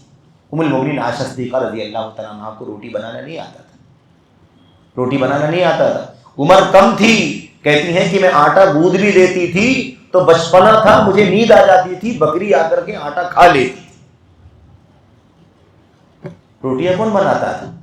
کہتی ہیں کہ میری سہیلیاں آتی تھی اور میری روٹیاں بنا کے چلی جایا کرتی تھی. تو اب آج کل کے تناظر میں آپ دیکھو کتنے جھگڑے ہو رہے ہیں معمولی مسئلے پر. آپ اگر اس کو عیب کہیں گے تو کتنا بڑا عیب بن جائے گا. اور اگر اس کو کوئی عیب محسوس نہیں کریں گے تو کوئی عیب نہیں. اما عائشہ کی خوبیاں گن نہیں پاؤ گے، ستاروں جتنے خوبیاں ہیں ان کے اندر، یہ کوئی معاملہ ہی نہیں. تو اس طرح زندگی گزرتی ہے. تو اس میں دو باتیں بتائی نا، ایک تو یہ ہے کہ بھائی مطلب حقوق ادا کریں اور اچھائیوں کے پہلو کو دیکھیں، برائیوں کے پہلو کو چھوڑ. دوسرا کیا ہے، اس میں اطمینان کتنا ہے، اس میں زندگی کی راحت، زندگی کا سکون کتنا ہے، اس میں راحت کتنی ہے. آپ سوچیں اگر اس فارمولے پر چلیں کہ اچھائیاں بہت ساری، ایک عیب بھی ہے تو کیا ہوا، اور بغیر عیب کے ہے کون؟ من ذا الذی ما ساء قط من له الحسنى فقط. کون ہے جس نے برا نہیں کیا؟ برائی عیب کس کے اندر نہیں ہے؟ کون ہے جس کے پاس صرف حسنہ ہی حسنہ، نیکیاں ہی نیکیاں، اچھائیاں ہی اچھائیاں. سب کے اندر اچھائیاں برائیاں. جو شوہر اپنی بیوی پر 100 عیب لگاتا ہے، کیا وہ پارسا ہے؟ کیا وہ معصوم پیدا ہوا ہے؟ بیوی سے پوچھیں گے تو وہ بھی 100 عیب نکال سکتی ہے آپ کے اندر. تو ہمیں اس گاڑی کو بہت سوچ سمجھ کر کے چلانا پڑے گا، ورنہ شیطان سب سے زیادہ جس چیز سے خوش ہوتا ہے وہ میاں بیوی میں طلاق اور جدائی پیدا کرنے سے خوش ہوتا ہے. جانتے کہ نہیں جانتے؟ ان ابلیس یضع عرشہ علی الماء. شیطان اپنا، ابلیس اپنا تخت جو ہے پانی پر رکھتا ہے اور سارے کارندوں کو بلاتا، آ جاؤ بھائی الگ الگ کام پہ جانا ہے تم کو. اور اس کے بعد سب کو یبعث سرایا، اپنی اپنی ٹیم کو بھیجتا ہے، تم ادھر چلے جاؤ ادھر چلے جاؤ، یہ کام وہ کام، سب کو اپنے کام پہ لگا دیتا ہے. سب جب شام کو اپنی محنت اور کام لے کر کے واپس آتے ہیں تو وہ اپنا بتاتا ہے میں نے ایسا کیا، تو کہتا ہے ٹھیک ہے. دوسرا کہتا ہے میں نے یہ کیا، کہتا ہے ٹھیک ہے. تیسرا کہتا ہے میں نے یہ کیا، کہتا ہے ٹھیک ہے. ایک کہتا ہے آج میں ایک میاں بیوی کے درمیان جھگڑا کرانے پر لگ گیا، نفرت پیدا کرنے، دشمنی پیدا کرنے پر لگ گیا، اور دونوں میں ایسے جھگڑا کرایا کہ دونوں میں طلاق ہو گئی، دونوں الگ الگ ہو گئے. اسے بلاتا ہے، پیٹھ تھپ تھپاتا ہے، کہتا ہے انت تو نے سب سے بڑا کارنامہ انجام دیا ہے. دیکھا، آج تو آدھا ٹینشن کی بات ہم کرنے کے لیے بیٹھے ہوئے ہیں. ٹینشن کا ازالہ کیسے ہوگا؟ آدھا ٹینشن تو گھر میں زوجین کے اختلاف کی وجہ سے، میاں بیوی کے جھگڑوں کی وجہ سے. ہم زیادہ تر باتیں زوجین اور آئلی اور خاندانی مسائل پر نہیں کرتے، ضرورت اور تقاضے کے مطابق کرتے ہیں جب ضرورت پڑتی ہے تب. لیکن کہنے کا مطلب یہ ہے کہ یہ جھگڑے آج ہمارے معاشرے کے، ہماری سماج کے بہت زیادہ واسط اور کشادہ جھگڑوں میں سے ہے یہ، جس کی وجہ سے گھروں میں، خاندانوں میں، جمعیت جماعت کی ہے نا جو مطلب ادارے ہیں، وہاں جا کر کے پتہ لگاؤ سب سے زیادہ فتوے جو پوچھے جاتے ہیں وہ طلاق کے پوچھے جاتے ہیں. سب سے زیادہ طلاق کے فتوے، خلا کے فتوے. اور باتیں جب پڑھیں کہ لکھا کیا ہے، وجہ کیا ہے، تو آپ کو پڑھنے والے کو شرم آئے کہ کیا ایسی بات پر طلاق ہوتی ہے؟ کیا ایسی بات پر خلا مانگی جاتی ہے؟ کیا ایسی چیز کی وجہ سے فسخ کرنے کا مطالبہ کیا جاتا ہے؟ ایک دم حقیر، تافہ، حقیر چیزیں ہوتی ہیں کہ کوئی قیمت نہیں، لیکن شیطان کی کاری. کیوں؟ یہ سب اسی وجہ سے زندگی میں الجھنیں ہوتی ہیں. زندگی میں اتنی ساری الجھنیں، اور پھر اس کا شیطان کہتا ہے کہ اس الجھن کا ازالہ کہاں ہوگا؟ نشہ کرنے سے ہوگا، وسکی پینے سے ہوگا، اور یہ انجیکشن لینے سے ہوگا، یہ ٹیبلٹ کھانے سے تجھے سکون مل جائے. لگ جاتا ہے نوجوان. مسلمانوں کے سماج میرے بھائیو نشوں سے جل رہے ہیں، بہت ساری مشکلات ہیں. تو خلاصہ کلام کیا ہے کہ یہ دو عظیم فائدے اس حدیث سے ہمیں ملتے ہیں اور جس کا تذکرہ آپ کے سامنے ہوا. اچھا، اس کے بعد ہمارے سامنے ایک جو اگلا جو نقطہ ہے، غالباً 13واں یا 14واں نقطہ ہے، جس سے ہم ہے نا اپنی زندگی کو سعادت مند اور خوشحال بنا سکتے ہیں. وہ کیا ہے؟ وہ یہ ہے کہ ہمیں چاہیے کہ یہ زندگی کے بارے میں یہ احساس اور شعور دلیلوں کی روشنی میں رکھیں کہ جو زندگی ہماری ہے یہ بہت قصیر، مختصر ہے. زندگی مختصر ہے، لمبی نہیں ہے، بہت کم زندگی ہے. ایسے تو 100 سال گزارنے میں ایسا لگتا ہے بہت دن گزر گئے، لیکن آخرت کے مقابلے میں یہ 100 سال کی کیا قیمت ہے؟ تو زندگی دنیا کی کیا ہے؟ مختصر، بہت مختصر زندگی ہے. اس لیے اس زندگی میں ہمیں چاہیے کہ ہم کیا کریں؟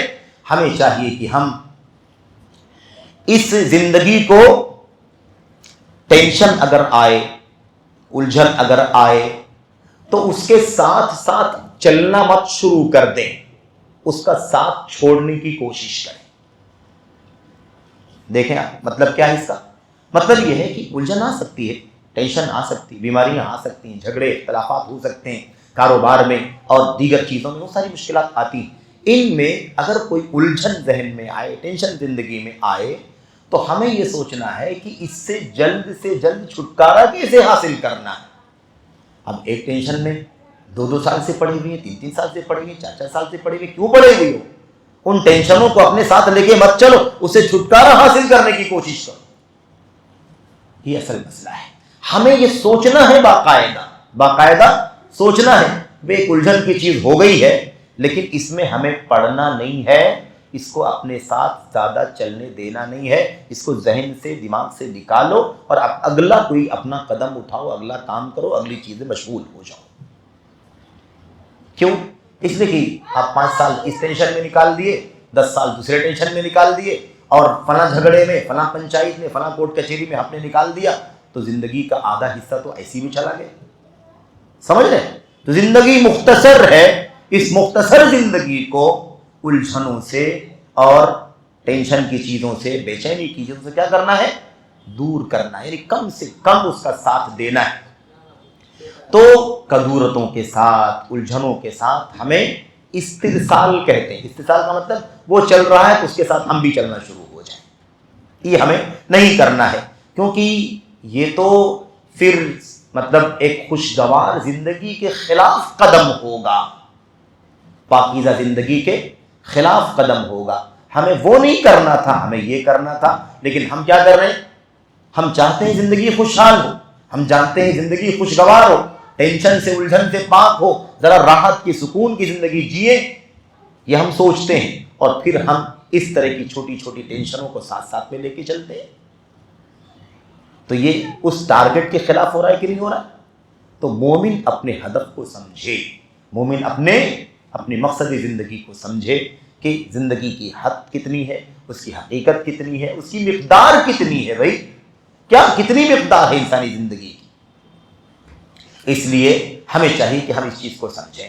تو ہونا یہی چاہیے نا کہ جہاں تک ہو سکے زیادہ سے زیادہ، ہے نا، ٹینشن کی چیزیں جو آئیں، الجھن کی چیزیں آئیں، ان کو نظر انداز کریں، اس کو جلد سے جلد پٹا کر کے ختم کرنے کی کوشش کریں۔ اگر پیسے کے لین دین کا کوئی مسئلہ ہے، نقصان ہو رہا ہے، نقصان کر کے دے کے ختم کر لیں۔ اس الجھن سے چھٹکارا حاصل کرنا زیادہ قیمتی ہے بالمقابل اس پیسے کے خرچ ہونے سے۔ گرچہ آپ سے جبرن جا رہا ہے، ظلمن دینا پڑ رہا ہے، ناحق دینا پڑ رہا ہے، دے دو اسے، لیکن اس جھنجٹ سے اور الجھن سے چھٹی تو پالو گے کہ نہیں پالو گے؟ زندگی مختصر ہے، ہم 50,000 کے نقصان کو بچانے کے لیے 5 سال 10 سال کی الجھن کی زندگی گزاریں، کون سی سمجھداری ہے؟ یہ اس کا خلاصہ ہے۔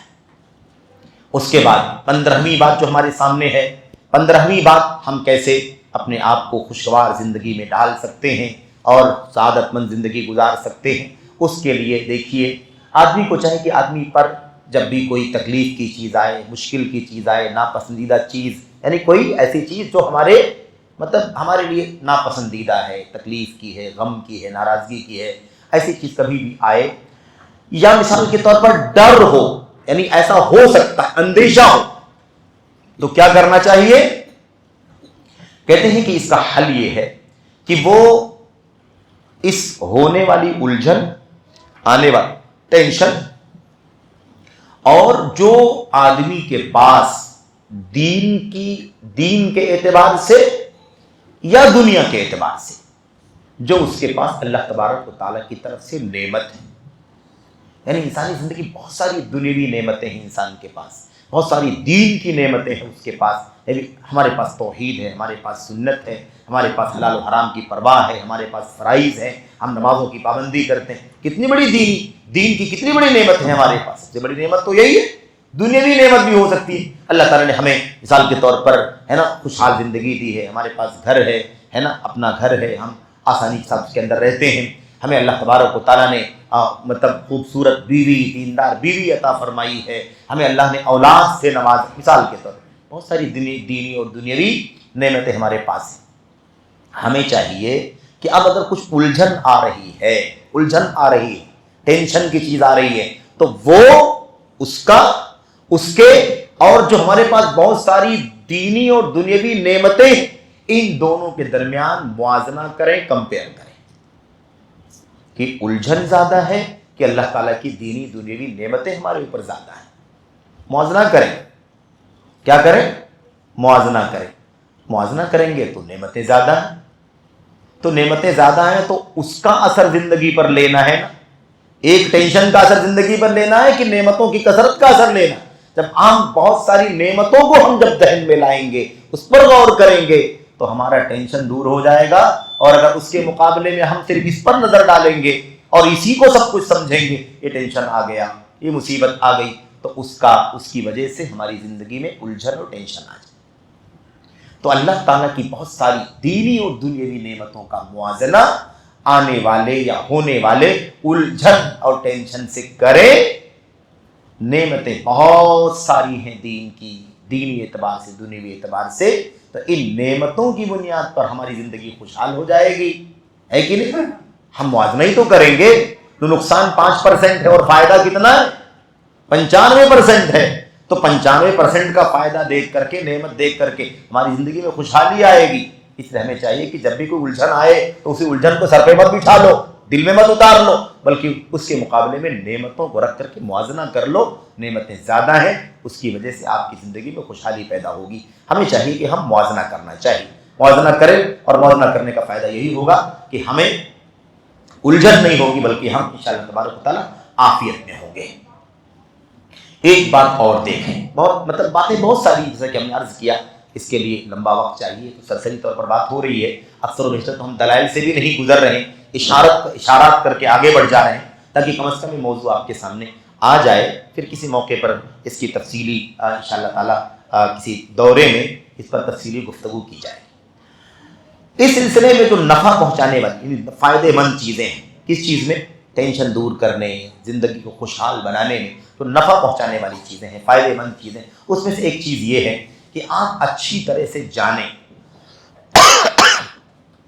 اچھی طرح سے آپ سمجھیں، علم رکھیں، یقین کریں.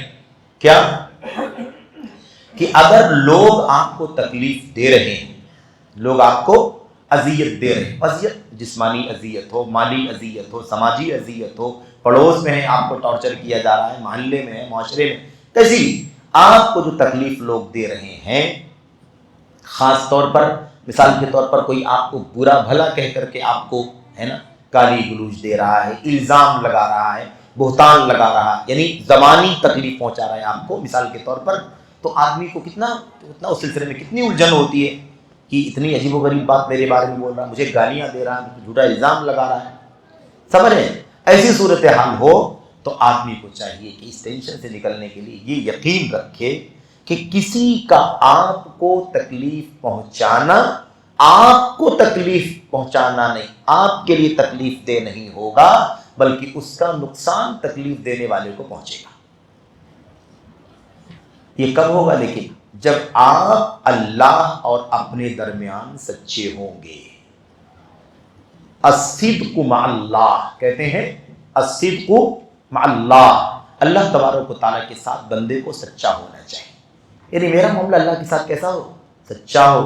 یعنی ایسا نہ ہو کہ دکھاوا ہو اور ہم اللہ تبارک و تعالیٰ سے اپنے ایمان میں، اپنے عقیدے میں، اپنی عبادات میں، تمام چیزوں میں، اب مثال کے طور پر ہم اس کے اندر کھڑے نہیں ہیں، بہت ساری کمیاں لے کر کے بیٹھے ہوئے، تب نہیں. ہم اپنے اور اللہ کے درمیان کیا ہو؟ سچے ہو، ایمان، عقیدے، عمل، فرائض، واجبات، تمام چیزوں میں. اس کے بعد اگر کوئی ہم کو تکلیف پہنچا رہا ہے، اذیت پہنچا رہا ہے، تو یقین کرو کہ کوئی تکلیف پہنچانے والا آپ کو تکلیف نہیں پہنچا رہا ہے، دراصل وہ اپنے آپ کو تکلیف پہنچا رہا ہے. اس معنی میں کہ وہ کتنا بھی کچھ بھی کوشش کر لے، اس سے انشاءاللہ آپ کا بال بیکا نہیں ہوگا، آپ کا کوئی نقصان نہیں ہوگا. وقتی طور پر آزمائش ہو سکتی ہے، لیکن انشاءاللہ کھرا کھوٹا کیا ہوگا؟ کھرا کھوٹا الگ تھلگ ہو جائے گا. اور اس طرح سے یہ جب آپ کا عقیدہ ہوگا نا کہ کوئی دنیا کی طاقت آپ کو نقصان نہیں پہنچا سکتی ہے، آپ سوچیں گے کہ مجھے یہ کیا نقصان پہنچائے گا، میں سچا ہوں اللہ تبارک و تعالیٰ کے یہاں، اپنے معاملات میں سچا ہوں، مجھ پر جھوٹا الزام لگ رہا ہے، مجھے یقین ہے کہ اللہ تبارک و تعالیٰ مجھے اس الزام سے، اس جھوٹ سے، اس اذیت سے بری کر دے گا. مجھے کیا کرے گا؟ بری کر دے گا۔ اللہ تعالیٰ میری برات اور میری صفائی پیش کر دے گا، صفائی بیان کر دے گا۔ آپ کو یقین ہو اگر اس کا تو آپ کو زندگی کی الجھن نہیں ہوگی، آپ بے فکر رہیں گے۔ کیا بگاڑے گا یہ؟ کتنے دن تک سچائیاں سر چڑھ کر کے بولتی ہیں۔ صدیق اکبر رضی اللہ تعالیٰ عنہ کی بیٹی صدیقہ اور اللہ کے حبیب کی زوجہ حبیبہ ام المؤمنین عائشہ صدیقہ رضی اللہ تعالیٰ عنہ پر تہمت لگی کہ نہیں لگی؟ الزام منافقوں نے تہمت لگائی۔ کچھ ایسے بھی لوگ تھے جو منافقوں کے جھانسے میں آ گئے اور تہمت لگانے میں شریک ہو گئے۔ خیر اس میں ہوا کیا؟ اللہ کے نبی علیہ السلام بہت بے چین ہوئے، پریشان ہوئے۔ ام المؤمنین عائشہ فرماتی ہیں کہ مطلب مجھ پر جو الزام لگا تو پہلے تو میں جان ہی نہیں پائی کہ معاملہ کیا ہے، کیونکہ لوگ مجھ سے بات نہیں کر رہے، ادھر ادھر باہر بات کر رہے ہیں۔ لیکن دھیرے دھیرے جب مجھ تک خبر پہنچی تو مجھے بہت بڑا صدمہ ہوا اور میرے پاس کچھ تھا نہیں سوائے رونے کے۔ کہتے ہیں میں صرف روتی تھی، اور اس لیے کہ الزام لگا مجھ پر۔ اور دوسرے کیا کہتی ہیں؟ کہتی ہیں مجھے جب جب لوگ مجھ سے خیریت پوچھتے اور خاص طور پر اللہ کے نبی پوچھتے، عائشہ اگر تم سے غلطی ہو گئی تو اللہ سے معافی مانگ لو، اللہ معاف کر دے گا، اور اگر تم سچی ہو، پاک باز ہو، تو اللہ تعالیٰ تمہاری برات اتار دے گا۔ کہتے ہیں جب اللہ کے نبی کہتے تھے کہ اگر تم سے غلطی ہوئی ہے تو اللہ سے معافی مانگ لو، کہتی تھی یہ سن کر کے مجھے اتنا دکھ ہوتا تھا کہ میں پاک ہوں، میرا کوئی معاملہ ہی نہیں ہے۔ اور کہتے ہیں آخر وقت گزرتے گزرتے اتنا رو چکی میں کہ میری آنکھوں سے آنسو ختم ہو گیا، میری آنکھیں خشک ہو گئی، آنسو ہی نہیں گرتا، روتی میں لیکن میری آنکھوں سے آنسو نہیں گرتا۔ جب آیتیں اتری نا، قرآن کریم کی 18 آیتیں اتری اللہ کے نبی علیہ السلام پر، اور اما عائشہ کی برات جب اتری تو اما عائشہ کہتی ہیں کہ مجھے اس بات کا یقین تھا کہ اللہ تعالیٰ میری برات ضرور اتارے گا۔ سَيُبَرِّئُنِ اللَّهُ، اللہ تعالیٰ مجھے عنقریب بری بتا دے گا، بری قرار دے گا، یعنی مجھے پاک قرار دے گا کہ میں نے کوئی زناکاری بدکاری نہیں کی۔ لیکن میں نے یہ نہیں سوچا تھا کہ اللہ تعالیٰ میری برات کے بارے میں قرآن میں آیتیں اتار دے گا جن کی قیامت تک تلاوت ہوتی رہے گی۔ میں نے یہ سوچا تھا، لیکن اللہ نے میری برات کے بارے میں قرآن اتار دیا جو قیامت تک پڑھا جائے گا۔ دیکھا آپ نے، یقین تھا کہ نہیں یقین تھا؟ بری ہو گئی کہ نہیں بری ہو گئی؟ سارے منافقین قیامت تک لعنت برسائی جائے گی ان کے اوپر، لیکن اما عائشہ بری ہیں کہ نہیں بری؟ اسی لیے حضرت مسروق تھے، مسروق ابن الاجدع یمن کے ایک شاگرد تھے اما عائشہ رضی اللہ تعالیٰ عنہ کے، بہت ہی ہونہار شاگرد اما عائشہ کی خدمت میں علم حاصل کرنے کے لیے آتے تھے۔ جب وہ ام المؤمنین عائشہ سے روایت کرتے تھے نا، حدیث اما عائشہ نے روایت بیان کی تو کیا کہتے تھے حدثتنی امی عائشہ، حدثتنی امی عائشہ، مجھے میری اما عائشہ نے یہ حدیث بیان کی ہے۔ کیا کہتے تھے؟ الصدیقہ بنت الصدیق، صدیقہ جو صدیق کی بیٹی ہیں، اور حبیبۃ حبیب اللہ، اللہ کی محبوب کی بیوی، محبوبہ حبیبہ پیاری لاڈلی، المبرأۃ من فوق 7 سماوات، وہ عائشہ جن کی برات اللہ تبارک و تعالیٰ نے 7 آسمانوں کے اوپر سے اتارا ہے، وہ اما عائشہ یہ حدیث مجھ سے بیان کرتی۔ جب حدیث بیان کرتے تو ایسے بیان کرتے تھے تاکہ دنیا کے سامنے پیغام جائے کہ دنیا کسی کو نقصان پہنچانا چاہے تو نہیں پہنچا سکتی۔ یہ یقین اگر رہے کہ نقصان پہنچانے والا اپنے آپ کو نقصان پہنچائے گا، میرا کیا بگاڑے گا۔ وقتی طور پر آزمائش آتی ہے، اہل ایمان کی پہچان ہے، یہی تو کھرے ایمان کی دلیل ہے کہ آزمائش آئے۔ اگر ایمان ہی نہ ہوگا تو کیوں آزمایا جائے گا؟ ایمان جتنا ہوتا ہے اتنا آزمایا جاتا ہے۔ بہرحال میرے بھائیوں، تو یہ خلاصہ کیا ہے کہ ہمیں یہ چیز بہت زیادہ کارآمد ہے، الجھنوں سے، ٹینشنوں سے، ہے نا، حفاظت کے لیے اور خوشحال پرسکون زندگی کے لیے تکلیف پہنچانے والے پہنچائیں۔ آپ یقین رکھیں کہ وہ مجھے نہیں پہنچا رہا ہے، حقیقت میں وہ خود کو نقصان پہنچا رہا ہے۔ بہرحال میرے بھائیوں، بات لمبی ہو جائے گی اور میں نہیں چاہتا کہ بات لمبی ہو، وقت سے بھی زیادہ ہو گیا۔ یہ کل میں سمجھتا ہوں کہ غالباً 15 مسائل ہم نے 15 اسباب پڑھے ہیں، اور ایسے بہت سارے اسباب ہیں جنہیں پڑھا جانا باقی ہے اللہ سے دعا کریں کہ اللہ تعالیٰ کوئی اور موقع آئے، کوئی اور مناسبت آئے تو یہ باتیں انشاءاللہ تعالیٰ تفصیل کے ساتھ آپ کے سامنے آئیں۔ بس اللہ سے دعا کرتے ہیں کہ جو کچھ ہم نے قرآن و سنت کے دلائل کی روشنی میں پڑھا ہے کہ ہماری زندگیاں کیسے خوشحال ہو سکتی ہیں، ہمیں مختلف قسم کی الجھنوں سے، ڈپریشن سے، ٹینشن سے، بے چینی سے کیسے نجات مل سکتی ہے، اس حوالے سے جو باتیں آئی ہیں اللہ تعالیٰ ہم سب کو سمجھنے کی اور اس کے مطابق عمل کرنے کی توفیق عطا فرمائے، آمین یا رب العالمین۔ وصلی اللہ وسلم وبارک علی نبینا محمد وعلی آلہ وصحبہ اجمعین۔ السلام علیکم ورحمۃ اللہ وبرکاتہ۔ غالباً اذان ہوگی فوراً اور شاید جماعت ہوگی 5 منٹ کے بعد۔ السلام علیکم ورحمۃ اللہ وبرکاتہ۔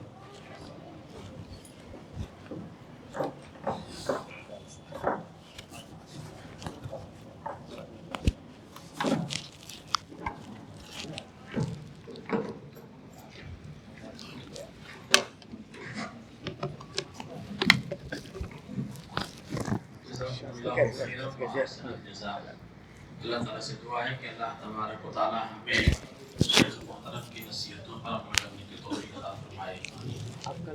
اس کے ساتھ ہی اس میں اختتام کیا جاتا ہے۔ سبحان اللہ و بحمدہ، اشہد ان لا الہ الا انت، استغفرک و اتوب الیک۔